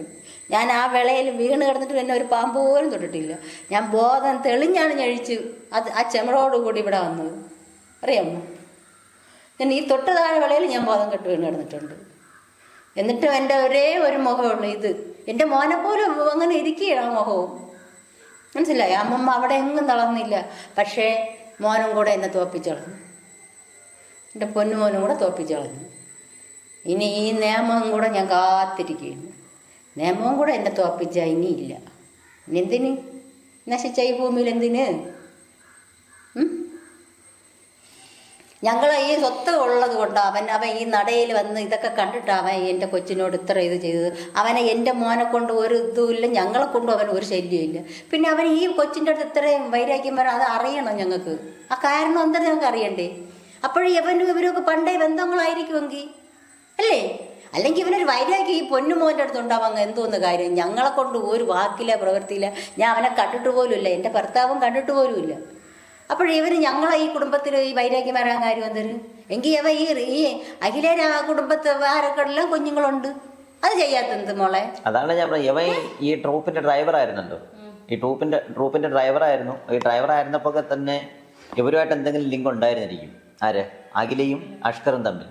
അങ്ങനെ അതായിരിക്കണം ഇവൻ ഈ കുഞ്ഞിനോട് ഇത്രയും വൈരാഗ്യം കാര്യം. എനിക്കങ്ങ് തോന്നിയുണ്ട്. അതെന്താണ് എനിക്ക് ഇത് മനസ്സിലാവില്ല. ഇത് നമ്മളെ കുടുംബത്തിൽ തന്നെ കൈവയ്ക്കാൻ കാര്യമെന്ന് തോന്നുന്നു. രണ്ട് ഈ അഖില എന്ന് പറയുന്ന അമ്മ എന്ന് പറയുന്ന ആ സ്ത്രീയുടെ കണ്ണിൽ ഒരു ശകലം പോലും കണ്ണുനീര് പൊടിയുന്ന, ഇത്രയും സംഭവം നടന്നിട്ട് ഒരു മീഡിയയിലും കണ്ടില്ല. ഞാൻ അവിടെ ഹോസ്പിറ്റലിൽ ഇരിക്കുമ്പോഴത് നേരിട്ടും കണ്ടില്ല. അവ എപ്പോഴും വേറെ ഏതോ മായ ലോകത്താണെന്നാണ് എനിക്ക് തോന്നുന്നത്. അതാണ് ഞാൻ പറഞ്ഞത്, എന്തോ മയക്കും വരുന്നതിന് എന്തോ. അതേപോലെ കശ്യപ്പന്റെ ഉമ്മേരെ കണ്ണില് ഒരു തുള്ളി ഉണ്ട്, ആ നാക്കിൽ ഒരു തുപ്പലെങ്കിലും ഉണ്ട് അവരതില്. അവർ അഭിനയിക്കണുണ്ടോ? എൻ്റെ പിന്നെ ഞങ്ങൾക്കുള്ളതൊക്കെ എന്തോന്ന്, ഞങ്ങൾ അവസാനത്തെ ജീവന് വേണ്ടി ഇവിടെ പെടയാണ്. ഞങ്ങളെ പിന്നെ ചിന്തിച്ച് ഞങ്ങളെ 2 മക്കളും അവർ ചെയ്തേയില്ലേ. അവർക്ക് ഈ ഭൂമിയിൽ അവർക്ക് ഇഷ്ടമില്ല, അവർ വെറുത്ത് അവർ പോയല്ലേ. അവരാഗ്രഹിച്ചത് അവർ കിട്ടിയില്ല, പോയതല്ലേ. എൻ്റെ പൊന്നുമോൻ അങ്ങനെയല്ല. ഈ അഷ്കറിന്റെ ഉമ്മക്ക് ശ്രദ്ധിച്ചില്ലെന്ന് പറയാം. ഈ അഷ്കറിന്റെ സഹോദരി എന്തായാലും കുഞ്ഞിനെ കണ്ട, അവർക്ക് കാഴ്ച ഉണ്ടല്ലോ. ഈ കുഞ്ഞിന്റെ ഈ ശരീരത്തിന് പുറത്ത് 51 മുറിപ്പാട് ഉണ്ടെന്ന് പറയുന്നത്. ഈ ഒരു പാടെങ്കിലും അവരുള്ള ദേഹത്ത് കണ്ടിട്ടില്ല ഈ സ്ത്രീ. അവള് രാവിലെ 8 മണിക്ക് പോകും. അവളെ മക്കൾ അവളെ ശ്രദ്ധിക്കാതെയാണ് 8 മണിക്ക് പോണത്. അപ്പൊ അതൊക്കെ ഈ ഒരു കാലോട് തട്ടിഞ്ഞ് ബാക്കിലിറങ്ങി കഥ കെട്ട് അടച്ചെങ്കിൽ ആരെങ്കിലും എടുത്തോണ്ട് പോയിന്. അപ്പൊ ഈ പറയുന്നത് പോലെ ആ കുഞ്ഞിന് ജീവിക്കണോ വേണ്ടേ എന്ന് തീരുമാനം എടുക്കാനുള്ള പ്രായം പോലും ആയിട്ടില്ല. ആ ഒരു സമയത്താണ് ഇങ്ങനെ ഒരു ഓ എൻ്റെ മോൻ അമ്മ അല്ലെങ്കിൽ ഈ ഇവിടെ അത്രയും എവിടെ ഷൂട്ടിങ്ങിന് കൊണ്ട് നടന്ന് ചിരിക്കണല്ലോ. ആ ഒരു വരി പല്ല്, എൻ്റെ മോന് ശ്രീധനം കിട്ടിയത് ആ ഒരു വരി പല്ലാണ് കേട്ടാ. ആ ഒരു വരി പല്ല് സമൂഹം എങ്ങും കാണിച്ച് അവള് ചിരിക്കണല്ലോ. എൻ്റെ പൊന്നുമോൻ പിടഞ്ഞ് കയ്യിൽ ഈ നീരും ഈ ഒടിഞ്ഞ കൈൻ്റെ വേദനയെ സഹിച്ച് അമ്മങ്ങിങ്ങനെ ഇരുന്നാണ്ട ഒരു ചലനം ഉണ്ടോ എൻ്റെ പൊന്നുമോൻ്റെ മുഖത്ത്? ചലനം ഉണ്ടാ? അവൻ്റെ കൺപോള പോലും അനങ്ങില്ല. ആ ഫ്രണ്ടിൽ നിൽക്കുന്ന മോ എന്തെല്ലാം അവനെ ആസ്വദിപ്പിക്കണ്. എൻ്റെ മോ അതിലൊന്നും ശ്രദ്ധിക്കില്ല. എന്താണ് വേദന? എൻ്റെ മകൾക്ക് സഹിക്കാൻ വയ്യ. ജീവിച്ചിരിക്കുന്നോ വേണ്ടയോ എന്നോ ചിന്തിക്കാൻ പോലുള്ള മനസ്സല്ല, ശരീരമാസകലം വേദനയാണെന്ന് പറയാൻ പോലും കുഞ്ഞിന് പറ്റാത്തൊരവസ്ഥയിലാണ്. അയ്യോ എനിക്ക് വയ്യേ എൻ്റെ മക്കളെ കേട്ടാ. എൻ്റെ 2 മക്കൾ പോലും ഞാൻ അതിൽ തൊട്ട് ഇപ്പോഴിത്തിരി എൻ്റെ പൊന്നുമോൻ്റെ മുഖം കണ്ടപ്പോൾ ഞാൻ അത് മാഞ്ഞ് വരെയിരുന്നു. മറ്റത് ഈ പപ്പ പണിക്ക് പോയി കഴിഞ്ഞാൽ ഞാൻ മാത്രമേ ഉള്ളൂ ഇവിടെ. ഞാൻ ഈ ഫോട്ടോയിലാണ് എല്ലാ ജോലിയും കണ്ട് ഞാൻ ഇവിടെ ഇരുന്ന് ഉറങ്ങുന്നത്. ഇവിടെ കിടന്നുറങ്ങും. പിന്നെ ഓരോ മൊബൈൽ എടുത്ത് നോക്കും. ഓരോ പൊന്നുമക്കൾക്ക് ഓരോ അപകടം പറ്റുമ്പോൾ ഞാൻ വീണ് കിടന്നാൽ ഇവിടെ കിടക്കും. ഇവിടെ കിടന്ന് ഞാൻ കരഞ്ഞ് ഞാൻ തന്നെ പിന്നെ എണീക്കും. അങ്ങനെയൊക്കെ ഞാൻ ഓരോ മക്കൾക്ക് വേണ്ടി പ്രാർത്ഥിച്ചിരിക്കുന്ന അമ്മയ്ക്ക് വീണ്ടും അത് തന്നു. ഞാൻ എന്തുമാത്രം കരയണം ഓരോ കുഞ്ഞുങ്ങൾക്ക് ഓരോ അപകടം വരുമ്പോൾ. ആ അച്ഛൻ ചവിട്ടിക്ക് വന്ന കൊച്ചിനെയൊക്കെ അയ്യോ ഞാൻ എടുത്തു വെച്ച് കരച്ചിലും മുത്തം വെപ്പോൾ ഇവരെന്നെ പിന്നെ കാണാനൊന്നും താമസിക്കൂലായിരുന്നു. അങ്ങനെയൊക്കെ ആ ഗതി എനിക്ക് തന്ന ഇത് എന്തോന്ന് ഈ പ്രപഞ്ചത്തിൽ ഓരോരുത്തർ സീരിയല് കണ്ട് കരയുന്നു. ഞങ്ങൾ പച്ചയ്ക്ക് ഇവിടെ കിടന്ന് കരയുന്നു. പച്ചയ്ക്ക് ഞങ്ങൾ ആരും ആസ്വദിപ്പിക്കുക ഇതുവരെ വന്നിട്ടില്ല. കാര്യം അവർക്ക് കണ്ണീര് ഈ സീരിയലിലൂടെയാണ്. ഞങ്ങൾ പച്ചയ്ക്ക് വെന്താ ഇവിടെ കിടന്ന് ഞങ്ങൾ മൊബൈലിലൊക്കെ കാണുമ്പോൾ സിനിമാ ലോകക്കാർ ഇവിടെയെല്ലാം പാഞ്ഞെത്തണ്, എവിടെയെല്ലാം പാഞ്ഞെത്തണ്. പക്ഷെ ഞാൻ ഈ സിനിമാ ലോകത്ത് 2 പേരെ ഞാൻ എൻ്റെ ഹൃദയത്തിൽ വെച്ച് ആശ്വസിച്ച്. എനിക്ക് 2 മക്കൾ ഈ ഭൂമിയിലുണ്ടെന്ന്. ആരെന്ന്? വേടായി പാവന മോള് പറഞ്ഞത് എന്തിനാണെന്നറിയാമോ? ഞാൻ ആത്മഹത്യ ചെയ്യാത്തത് എൻ്റെ അമ്മയ്ക്ക് വേണ്ടി. മനസ്സിലായ? എൻ്റെ ഈ 2 മക്കൾക്ക് അത് തോന്നിയോ? അങ്ങനെ ഞാൻ ചിന്തിച്ച് എൻ്റെ മോള് ജീവിച്ചിരിക്കുകയാണ്. ഞാൻ പ്രസവിച്ചില്ലെന്നല്ലേ ഉള്ളൂ. ഞാൻ ഇത്രയും പീഡനം സഹിച്ചിട്ട് എൻ്റെ അമ്മയ്ക്ക് വേണ്ടി ഞാൻ ആത്മഹത്യ ചെയ്തില്ല. ആ മോൾ അഭിമാനമായി പറഞ്ഞു.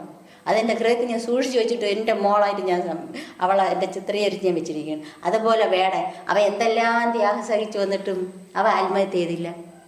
അവൻ്റെ അമ്മ നഷ്ടപ്പെട്ടിട്ടും അവ ആത്മഹത്യ ചെയ്തില്ല.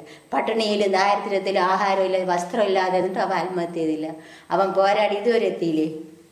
അങ്ങനെ ഞാൻ എൻ്റെ മോൻ്റെ മുഖച്ചായയുണ്ട്. ഞാൻ എപ്പോഴും പറയും വേടം കാര്യം പറയാൻ താടില്ല. ഇന്നലെ തമിഴ്നാട്ടിൽ നിന്നൊരു പയ്യൻ വന്നപ്പോഴും ഭാഷ അറിഞ്ഞിടാതെ ഞാൻ ചോദിച്ചു, വേടനെ കാണുമോ? ഈ അമ്മയെ ഒന്ന് കാണാൻ വരാൻ പറയൂ, ഈ മോളോടെ ഒന്ന് പറയൂ. ഞങ്ങൾ പറഞ്ഞോളാണ്. എന്തിനാണെന്നാ അവരുടെയൊക്കെ ജീവിത ചരിത്രത്തിൽ ഒരമ്മ പെട്ടെന്ന് മാറോടണച്ച്. എൻ്റെ മക്കൾക്ക് ഞാൻ ഇത്രയും ലാളനയോടുകൂടി എൻ്റെ മക്കൾ സുഖിക്കുമ്പോഴുണ്ടല്ലോ ഞാൻ ഉറങ്ങാതെയും ആട്ടും തീട്ടവും കോഴിത്തീട്ടവും ഇത് ഒത്തിരി ത്യാഗങ്ങൾ സഹിച്ച് ഞാൻ അവർക്ക് ഓരോ സാധനങ്ങൾ വാങ്ങിച്ച് കൂട്ടി ഈ സമൂഹത്ത് നല്ല മക്കളാക്കി വളർത്തി വന്ന ഞാനാണ്. പക്ഷെ ഞാൻ തോറ്റുപോയി. എൻ്റെ മക്കൾ വിജയിച്ച് ഞാൻ തോറ്റുപോയി. അവസാനം എന്തോന്നാണ്, ഒരു കണ്ണി ജീവനുണ്ടായിരുന്നു. ഞങ്ങൾ ഇതെല്ലാം ഏൽപ്പിച്ചിട്ട് ഞങ്ങളെ ഇനിയുള്ള ആപതും എൻ്റെ മോന് വേണ്ടി പിഴിഞ്ഞ് കൊടുത്തിട്ട് മരിക്കാൻ ഞങ്ങൾക്ക് മോൻ ഉണ്ടെങ്കിൽ ഞങ്ങൾക്ക് മനസ്സില്ലായിരുന്നതിന്. പിന്നെ ദൈവം വിളിച്ച് നമുക്ക് പോയല്ലേ പറ്റുള്ളൂ. ആരെങ്കിലും എൻ്റെ പൊന്നുമോനെ ഏറ്റെടുക്കുന്ന പ്രതീക്ഷയിലാണ് ഞങ്ങളിരുന്നത്. എല്ലാം എൻ്റെ പൊന്നുമോനെ ഞാൻ ഒരുക്കി വെച്ചിരുന്നു. എൻ്റെ പൊന്നുമോനെ എൻ്റെ ഒരു സാരി മാത്രമേ എനിക്ക് കൊടുക്കാൻ പറ്റുള്ളൂ മോളെ. എൻ്റെ മോൻ വാങ്ങിച്ചു വെച്ച ഒരു കളിപ്പാട്ടും എൻ്റെ സാരിയിലാണ് എൻ്റെ അപ്പയും പൊതിഞ്ഞു വിട്ടത്. പിന്നെ ഈ ചോരയുള്ള കണ്ണീരും അല്ലാതെ ഒന്നും എൻ്റെ പൊന്നുമോന് കൊടുക്കാൻ പറ്റിയില്ല മക്കളെ. എൻ്റെ മോൻ്റെ കൈ ഒടിഞ്ഞപ്പോൾ ഞാൻ പെട്ടെന്ന് പറയണം, മുട്ട കൊടുത്താൽ പെട്ടെന്ന് അത് ഊറിപ്പിടിക്കും ഇല്ലേ? നമ്മളിവിടെ കൊണ്ടുവന്ന ഉടനെ അതൊക്കെയാണ് നമ്മൾ ചെയ്യാറുള്ളത്. അമ്മ ഇതിന് മുന്നേ ആ വീഡിയോ കണ്ടിരുന്നു, സോഷ്യൽ മീഡിയയിൽ വന്നിട്ടുള്ള വീഡിയോ മുൻപ് കണ്ടിരുന്നു? ഇല്ല, നമ്മൾ കണ്ടില്ല. നമ്മൾ പറഞ്ഞറിഞ്ഞതേ ഉള്ളൂ. കൈ ഒടിവാണ് ഇങ്ങനെ പറഞ്ഞതേ ഉള്ളൂ. ഈ ഇങ്ങനെ ഇതായിരുന്നെങ്കിൽ ഞാൻ അപ്പോഴോടെ എത്തൂലായിരുന്നു. ഞാൻ പറയും, എൻ്റെ മനസ്സിൽ ഇങ്ങനെ ഞാൻ പറഞ്ഞു നോക്കളെ, നമുക്ക് രാത്രിയെങ്കിലും പോവാം. ഈ മനുഷ്യനോടെ ഞാൻ പറഞ്ഞു നോക്കളെ, നമുക്ക് രാത്രിയെങ്കിലും ഒന്ന് പൊളിച്ചു പോയി നോക്കാം എവിടെയാണ് എന്തരാണെന്ന്. ഞാൻ ഇങ്ങനെ എൻ്റെ മനസ്സ് കൊണ്ട് കാര്യം എൻ്റെ അപ്പി അങ്ങനെയൊക്കെ ജീവനോട് കിടന്ന് പെടയുമ്പോൾ ഈ നമ്മൾ രക്തവും ഇല്ലേ മക്കളെ. എനിക്ക് അയ്യേ എൻ്റെ അപ്പി അതൊക്കെ ചിന്തിക്കാൻ എനിക്ക് ഇനി അറിഞ്ഞൂടെ ഞാൻ എന്തോന്ന് പറയണമെന്ന്. ഞാൻ എന്തിനു പിടിച്ചിരിക്കണമെന്ന്. എനിക്ക് ഒരു ജോലി ചെയ്യാനുള്ള ശക്തിയില്ല. എനിക്ക് ഈ മനുഷ്യനെ സ്നേഹിക്കാൻ കഴിയും. എനിക്കിപ്പോൾ ഒന്നിനെ സ്നേഹിക്കാൻ കഴിയുന്നില്ല. ഞങ്ങൾ എന്നെ ഇപ്പോൾ ഇവിടെ വഴക്കം കിടന്നു. എന്തോ എനിക്ക് അറിഞ്ഞൂടാ. ഞാൻ എന്തിനു ഈ വിഷക്കുളിയെ തിന്നണം? 9 വർഷം കൊണ്ടും തിന്നണം കുളമ്പാറയില്ല ഗുളിയ. എന്നിട്ട് എനിക്ക് യഥാർത്ഥ ഒരു ഇത് വരണില്ല. എൻ്റെ അപ്പീര ഇത് കണ്ടപ്പോൾ എനിക്ക് ഇത്തിരി നല്ലൊരു ആശ്വാസം വന്നു. ആ മരുന്നിനേക്കാളും ഞാൻ കഴിക്കണം മരുന്നിനേക്കാളും ഞാൻ നല്ല ആശ്വാസവതിയായ എൻ്റെ അപ്പി ജീവനോടെ ഞങ്ങളെ അവരെ ഓരോരോ ഫോട്ടോ എന്നെ കാണിച്ചപ്പോൾ എൻ്റെ അപ്പി പുഴുത് വെച്ചിരിക്കുന്നു. ഒരുപാട് പ്രതീക്ഷയോടെ ആശയോടെയാണ് നമ്മളും ഇത് നോക്കിക്കൊണ്ടിരുന്നത് കയ്യിലെത്തുന്നതിന് വേണ്ടിയിട്ട്. അപ്പോൾ ഈ 30-ാം തീയതി ഏകദേശം ഡേറ്റോട് അടുപ്പിച്ച് നമ്മളെ കയ്യിലെത്തും എന്നുള്ളത് കൊണ്ട് ഞാൻ എൻ്റെ സുഹൃത്തുക്കളിൽ നിന്ന് പൈസയൊക്കെ വാങ്ങിച്ച് കരുതി വെച്ചേക്കുമായിരുന്നു. അപ്പോൾ കുഞ്ഞിനെന്തെങ്കിലും കൊണ്ടുവന്ന് വെച്ചേരെ പൈസ ഇതിനകത്ത് ഇണങ്ങരുത്, ഇത് കൊച്ചിന് വേണ്ടിയിട്ടാണുള്ളതാണ്. അപ്പം വന്നു കഴിഞ്ഞാൽ നമുക്ക് എന്തെങ്കിലും പെട്ടെന്നൊക്കെ സാധനങ്ങൾ വാങ്ങണമല്ലോ അവന് വേണ്ടിയിട്ട്. അങ്ങനെ ഒരുക്കിയിരിക്കുകയായിരുന്നു. പിന്നെ എൻ്റെ മോക്ക് 22 വയസ്സ്, അവളുടെ വിവരക്കേട് കൊണ്ട് അവളത് ചെയ്തു. മോൻ 24 വയസ്സിലും ചെയ്യും. അതും അവൻ നല്ല അറിവുകൾ വെച്ചിട്ട് അവൻ്റെ ഇത് കൊണ്ട് അവൻ അത് ചെയ്യും. പിന്നെ എവക്ക് ഈ വൈരാഗ്യം വരാൻ കാര്യം എന്തൊരു ഈ നൊന്ത് പ്രസവിച്ചില്ല, കീറിയെടുത്തില്ലേ മുല കൊട്ടണന്മാർക്ക്. എവിടെ ഇതൊന്നും ചെയ്തിട്ടില്ല. മുല കൊടുത്തിരുന്നെങ്കിൽ അവൾ ഒരിക്കലും അങ്ങനെ ചെയ്യില്ല. അതെന്താ അന്ന് പാല് കൊടുക്കുന്നത്? അവക്ക് സമയമില്ലല്ലോ മോളെ. ആരോഗ്യ പ്രശ്നങ്ങളൊന്നും ഉണ്ടായിരുന്നില്ല. ഇങ്ങനെ അങ്ങ് നടക്കുകയില്ലേ. പക്ഷെ അതിലൊരു അമ്മൂമ്മയുണ്ട്, ഇവളെ അമ്മേരമ്മ. ആ അമ്മച്ചാണ് പൊന്നുപോലെ ഈ പൊന്നുപോലെ നോക്കിയത്. ആ അമ്മച്ചിയുടെ കയ്യിലിരുന്നപ്പോഴുള്ള ഫോട്ടോകളൊക്കെ എന്തോ ഒരു ഭംഗിയെന്ന് എൻ്റെ മക്കളിരിക്കുന്നത്. അതുപോലെ ആ അമ്മച്ചി വാ തുറന്ന എൻ്റെ മോൻ അവിടെ കയറിയിട്ട് വീണില്ല, എൻ്റെ മോൻ അവിടെ കയറിയിട്ട് വീണ് കൈ പൊട്ടിയില്ല. ഇതാണ് ആ അമ്മച്ചി പറയേണ്ടത്. എന്നിട്ട് ആ അമ്മച്ചി ഏതോ ഒരു വീട്ടിൽ കൊണ്ടുപോയി നിർത്തിയിട്ടാണ് ആ വീട്ടിൽ അടുക്കള ജോലി ചെയ്താണ് ആ അമ്മ ജീവിച്ചത്. അതിൻ്റെ ഇടയിൽ ആ അമ്മയ്ക്ക് അങ്ങനെ ഒരു മനസ്സുണ്ട്. വീട്ടിൽ ഒറ്റയ്ക്ക് ഇട്ടിട്ട് പോയാൽ എൻ്റെ അപ്പിക്ക് എന്തെങ്കിലും പറ്റും. ആ അമ്മ പോയടുത്ത് കൊണ്ടുപോയ ഒരു മുത്തശ്ശി. രണ്ടാമത്തെ അമ്മ അത് ചെയ്തില്ല, സ്വന്തം അമ്മ അത് ചെയ്തില്ല, അമ്മയാണത് ചെയ്തത്. മനസ്സിലായോ മക്കളെ? എനിക്ക് ആ അമ്മയെ പോയി സഹായിക്കണം നോക്കണമെന്നൊക്കെ ഉണ്ട്. പിന്നെ എൻ്റെ ഹൃദയം വരണമെന്ന് എൻ്റെ കുഞ്ഞതിനകത്തുണ്ടായിട്ട് ഞാൻ പോയില്ലല്ലോ അല്ലേ? നമ്മുടെ ഉടനെ പോലീസിനെ സർക്കാരിനെ പേടിച്ചിരുന്നില്ലേ? എന്തോ പേടിക്കണമായിരുന്നു. ആ കൊച്ചിൻ്റെ ജീവന് വേണ്ടി ആ അമ്മ കൊണ്ട് ഗ്യാസ് കൊടുത്തെന്ന് പറയണം. ഞാൻ കണ്ടില്ല, ഈ വാർത്ത വഴി അറിയണം. അപ്പോഴും ഒരു മനസാക്ഷിയില്ലാത്ത പോലീസിനെയൊക്കെ നമ്മൾ എന്തിനു പേടിച്ചെന്നാണ് ഞാൻ ആലോചിക്കുന്നത്. നമ്മളൊക്കെ കയറി പോയാൽ മതിയായിരുന്നു. നമ്മളെ പേരക്കുട്ടിക്ക് ഉണ്ടല്ലേ നമ്മളെ ജയിലിൽ കൊണ്ടിടുന്നത് അല്ലേ? ഇതൊക്കെ പറഞ്ഞ ഈ മുഴുവൻ ഭ്രാന്തി തന്നെ ആവും. ഞാൻ ചിന്തിച്ച് നമുക്ക് ഞാൻ എപ്പോഴും ആ ആളുകൾ പറഞ്ഞ കേട്ടുകൊണ്ട് നിന്ന് ആരെ കൊണ്ട് പോയി എടുക്കണ്ടേ? ഇതൊക്കെ ചിന്ത ഒരു മക്കളെ എന്ത് മനസ്സിലാക്കി ഇതൊക്കെ ഇപ്പം സംഭവിച്ചതിന് ശേഷം നമുക്ക് ആ ചിന്തകളൊക്കെ എങ്ങനെ നമുക്ക് അങ്ങനെ ചെയ്തുകൂടായിരുന്ന ഇങ്ങനെ ചെയ്തുകൂടായിരുന്ന കുഞ്ഞ് ജീവിച്ചിരിക്കൂല അങ്ങനെയൊക്കെ നോക്കും. പക്ഷെ നമുക്ക് നിയമവശങ്ങളിൽ നമുക്ക് എന്തെല്ലാം അവനെ ഇത്രയും ക്രൂര ചെയ്തിട്ട് പോലീസ് ഇത്രയും സംരക്ഷണത്തിൽ കൊണ്ടുപോകണം. എന്തുകൊണ്ടാണ്? അവർക്ക് അവനെ സംരക്ഷിക്കണം. അവനെ സംരക്ഷിച്ച് കൊണ്ടുപോയെങ്കിലേ പറ്റുള്ളൂ. അതുകൊണ്ട് നമ്മൾക്ക് ഇപ്പോഴും സംഭവിച്ചതിന് ശേഷം നമുക്ക് ഇങ്ങനെ പറയാൻ പറ്റും, അതാണ് ഇതാണ് അങ്ങനെയാണെന്ന്. പോലീസിന് നമുക്ക് അവരെ നമുക്ക് കുറ്റം പറയാൻ പറ്റില്ല. പോലീസിന് അവർക്ക് അവനെ സംരക്ഷിക്കണം. അത്രയും അല്ലെങ്കിൽ അന്ന് വീണ്ടും ഒരു കൊലപാതകത്തിന് സാക്ഷ്യം വഹിക്കേണ്ടി വന്നത് ഇവനെ സംരക്ഷിച്ചില്ലായിരുന്നുണ്ടെങ്കിൽ ആളുകൾ തീർക്കും അവനത്. അത് വാസ്തവം. പക്ഷെ നമ്മളെ നിയമം അങ്ങനെ അല്ലല്ലോ. അത് ചെയ്യാൻ പറ്റുന്നില്ലല്ലോ. അതാണ് എനിക്ക് പറയുന്നത്. നമ്മളിപ്പോൾ ചെയ്ത് കഴിഞ്ഞതിന് ശേഷം ഇതൊക്കെ സംഭവിച്ച ഞാൻ അങ്ങോട്ട് പോയാൽ മതിയായിരുന്നു, അല്ലെങ്കിൽ ഞാൻ ചെല്ലാനുള്ളതായിരുന്നു എന്ന് പറയുന്നത്. പക്ഷെ ഈ ഒരു കാര്യം പോലീസിന് ചെയ്യാമായിരുന്നു. ഏതാണ്? അമ്മ തൊട്ട് ഏൽപ്പിക്കാൻ പോണു, അങ്ങനെ വേണ്ട, അച്ഛൻ്റെ ആൾക്കാർ ഉണ്ട് എന്ന് ഈ ടീച്ചർ പറഞ്ഞപ്പോഴത്തേക്ക് കൃത്യമായിട്ട് പോലീസിന് എന്നെ വിളിക്കായിരുന്നു. നമ്പർ ശരി, അച്ഛൻ്റെ ആൾക്കാർ ആരെങ്കിലും നമ്പർ ചെയ്താ ഞാൻ അവരെ വിളിച്ചു നോക്കട്ടെ, അവർക്ക് താല്പര്യം ഉണ്ടാകുന്നു എങ്കിൽ നമുക്ക് അവരോട് കൂട്ടിച്ചേർത്ത് വിടാം എന്ന് പോലീസിന് ചോദിക്കാമായിരുന്നു. നമ്മളിത് ഒരു കേസുകളൊന്നും അറിയുന്നില്ല.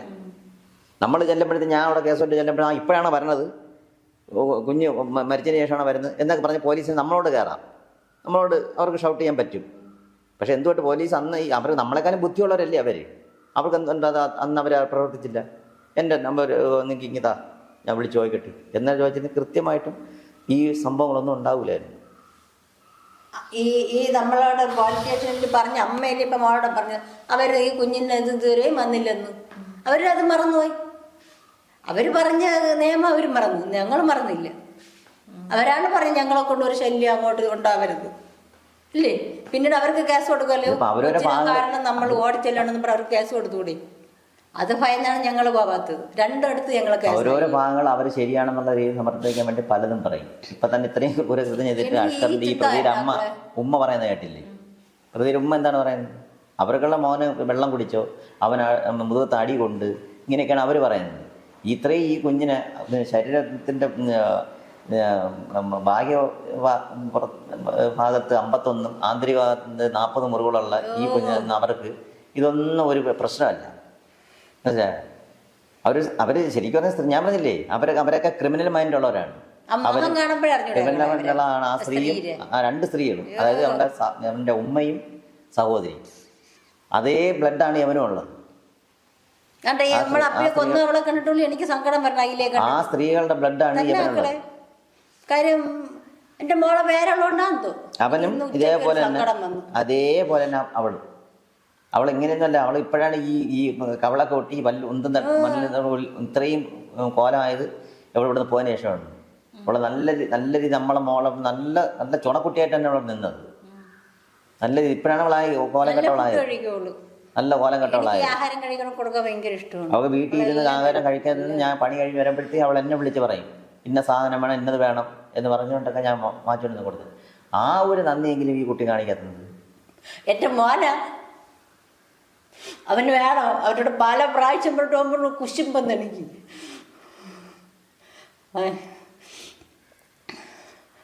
അവന് പിന്നീട് ചമ്മലായിപ്പോയി വെളിയിൽ പറയാൻ.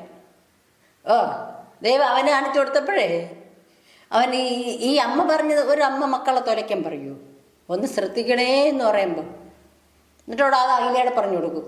അടി അമ്മ നിന്നെ ഇങ്ങനെ പറയുന്നു എന്തരാണ്ടി, അതാണ് അമ്മോയ്. അപ്പം അവന് വേണോ ഇത്? അവനും കിട്ടാനുള്ളത് തന്നെ.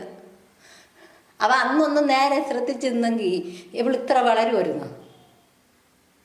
കണ്ടപ്പോഴവൻ ആത്മഹത്യയാണ് ചെയ്യാനുള്ളത്.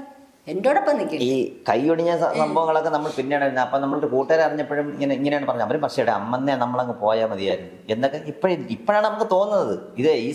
ഈ ഇൻസിഡന്റ് സംഭവത്തിന് ശേഷം നമുക്ക് ഇങ്ങനെയൊക്കെ മനസ്സിൽ തോന്നുന്നത്. അങ്ങനെ അങ്ങ് പോയായിരുന്നെങ്കിൽ അന്ന് അത് ചെയ്യാമായിരുന്നു, ഇന്ന് ചെയ്യാമായിരുന്നു. ഇനി പറഞ്ഞിട്ട് കഥയില്ല. എൻ്റെ പൊന്നു മക്കളെ, എനിക്ക് ഈ ആ കശാപ്പുകാരൻ്റെ അമ്മച്ചി കശാപ്പുകാരിയുടെ കയ്യിലെന്ന് പറഞ്ഞപ്പോൾ ഞാൻ അത് എങ്ങോനെ മോളോട് പറഞ്ഞ് മനസ്സിലാക്കട്ടെ. എൻ്റെ നെഞ്ചിനകം അങ്ങ് അയ്യോ എനിക്ക് പെടേനും പെടി. ഞാൻ ഇവരോട് പറയും അയ്യോ നമുക്ക് രാത്രി ഒന്ന് പോവാം, രാത്രി ഒന്ന് പോവാം. എൻ്റെ അപ്പ ജീവനോട് ജീവൻ പെടേനോണ്ടാണ്. അറിയാമോ, എൻ്റെ മോൻ്റെ ചോരയല്ലേ. അറിയാമോ, ഞാൻ ഈ മനുഷ്യൻ്റെ അടുത്ത് ഞാൻ പറയുന്നു അങ്ങനെ എനിക്കിഷ്ടമല്ല. എൻ്റെ മനസ്സിൽ അങ്ങനെ ഇത് എന്തോ എനിക്കറിയാം. എൻ്റെ മോള് പറയാനാണ്, മോൻ പറഞ്ഞു തന്നെയാണെങ്കിൽ എനിക്ക് അറിഞ്ഞൂടാക്കളെ. ഈ തള്ളേരെ കയ്യിലാണ് അപ്പിയെന്ന്. എന്നിട്ട് അവളൊരു മാമൻ പറഞ്ഞു പൊന്നോലെ നോക്കണം ഉമ്മയെന്ന്. അയാൾ പണ്ടേ അവിടെ ആയിരുന്നാ മക്കൾ പറ. അയാൾ പറയണം പൊന്നോലെ നോക്കണം ഉമ്മയാണെന്ന്. അവൾ എന്തൊരു ഉമ്മ, എവിടെ പൊന്നോ നോക്കി എൻ്റെ അപ്പ ഈ മുറി കിടന്ന് പിടഞ്ഞത്. അവളെ അപ്പോഴൊക്കെ അവളെ പേരക്കുട്ടിക്ക് വാരിക്കോരി കൊടുക്കുകയില്ല മക്കളെ. വെറുതെ ഉള്ളു വെള്ളമൊന്നും ഇല്ല. അതുകൊണ്ടേ പറഞ്ഞ എവർ വിശ്വസിച്ചിട്ടുണ്ടോ? ഞാൻ ഇതൊന്നും വിശ്വസിച്ചില്ല. എൻ്റെ മനസ്സിൽ ഇങ്ങനെ എന്നെ ഉടനെ എനിക്ക് ഈ അസുഖം ഉള്ളതുകൊണ്ട് ഇവരൊക്കെ വിചാരിക്കുക അതാണെന്ന്. അത് ഞാൻ ചെയ്യും. എന്താണ് ഏതെന്നുള്ള കറക്റ്റ് ഈ ഡാൻസ് ടീച്ചറിനെ ഈ അന്വേഷണത്തിൽ ഭാഗമായിട്ട് കൊണ്ടുവരണം. ഈ ഉമ്മയും ഈ അഷ്കന്റെ സഹോദരി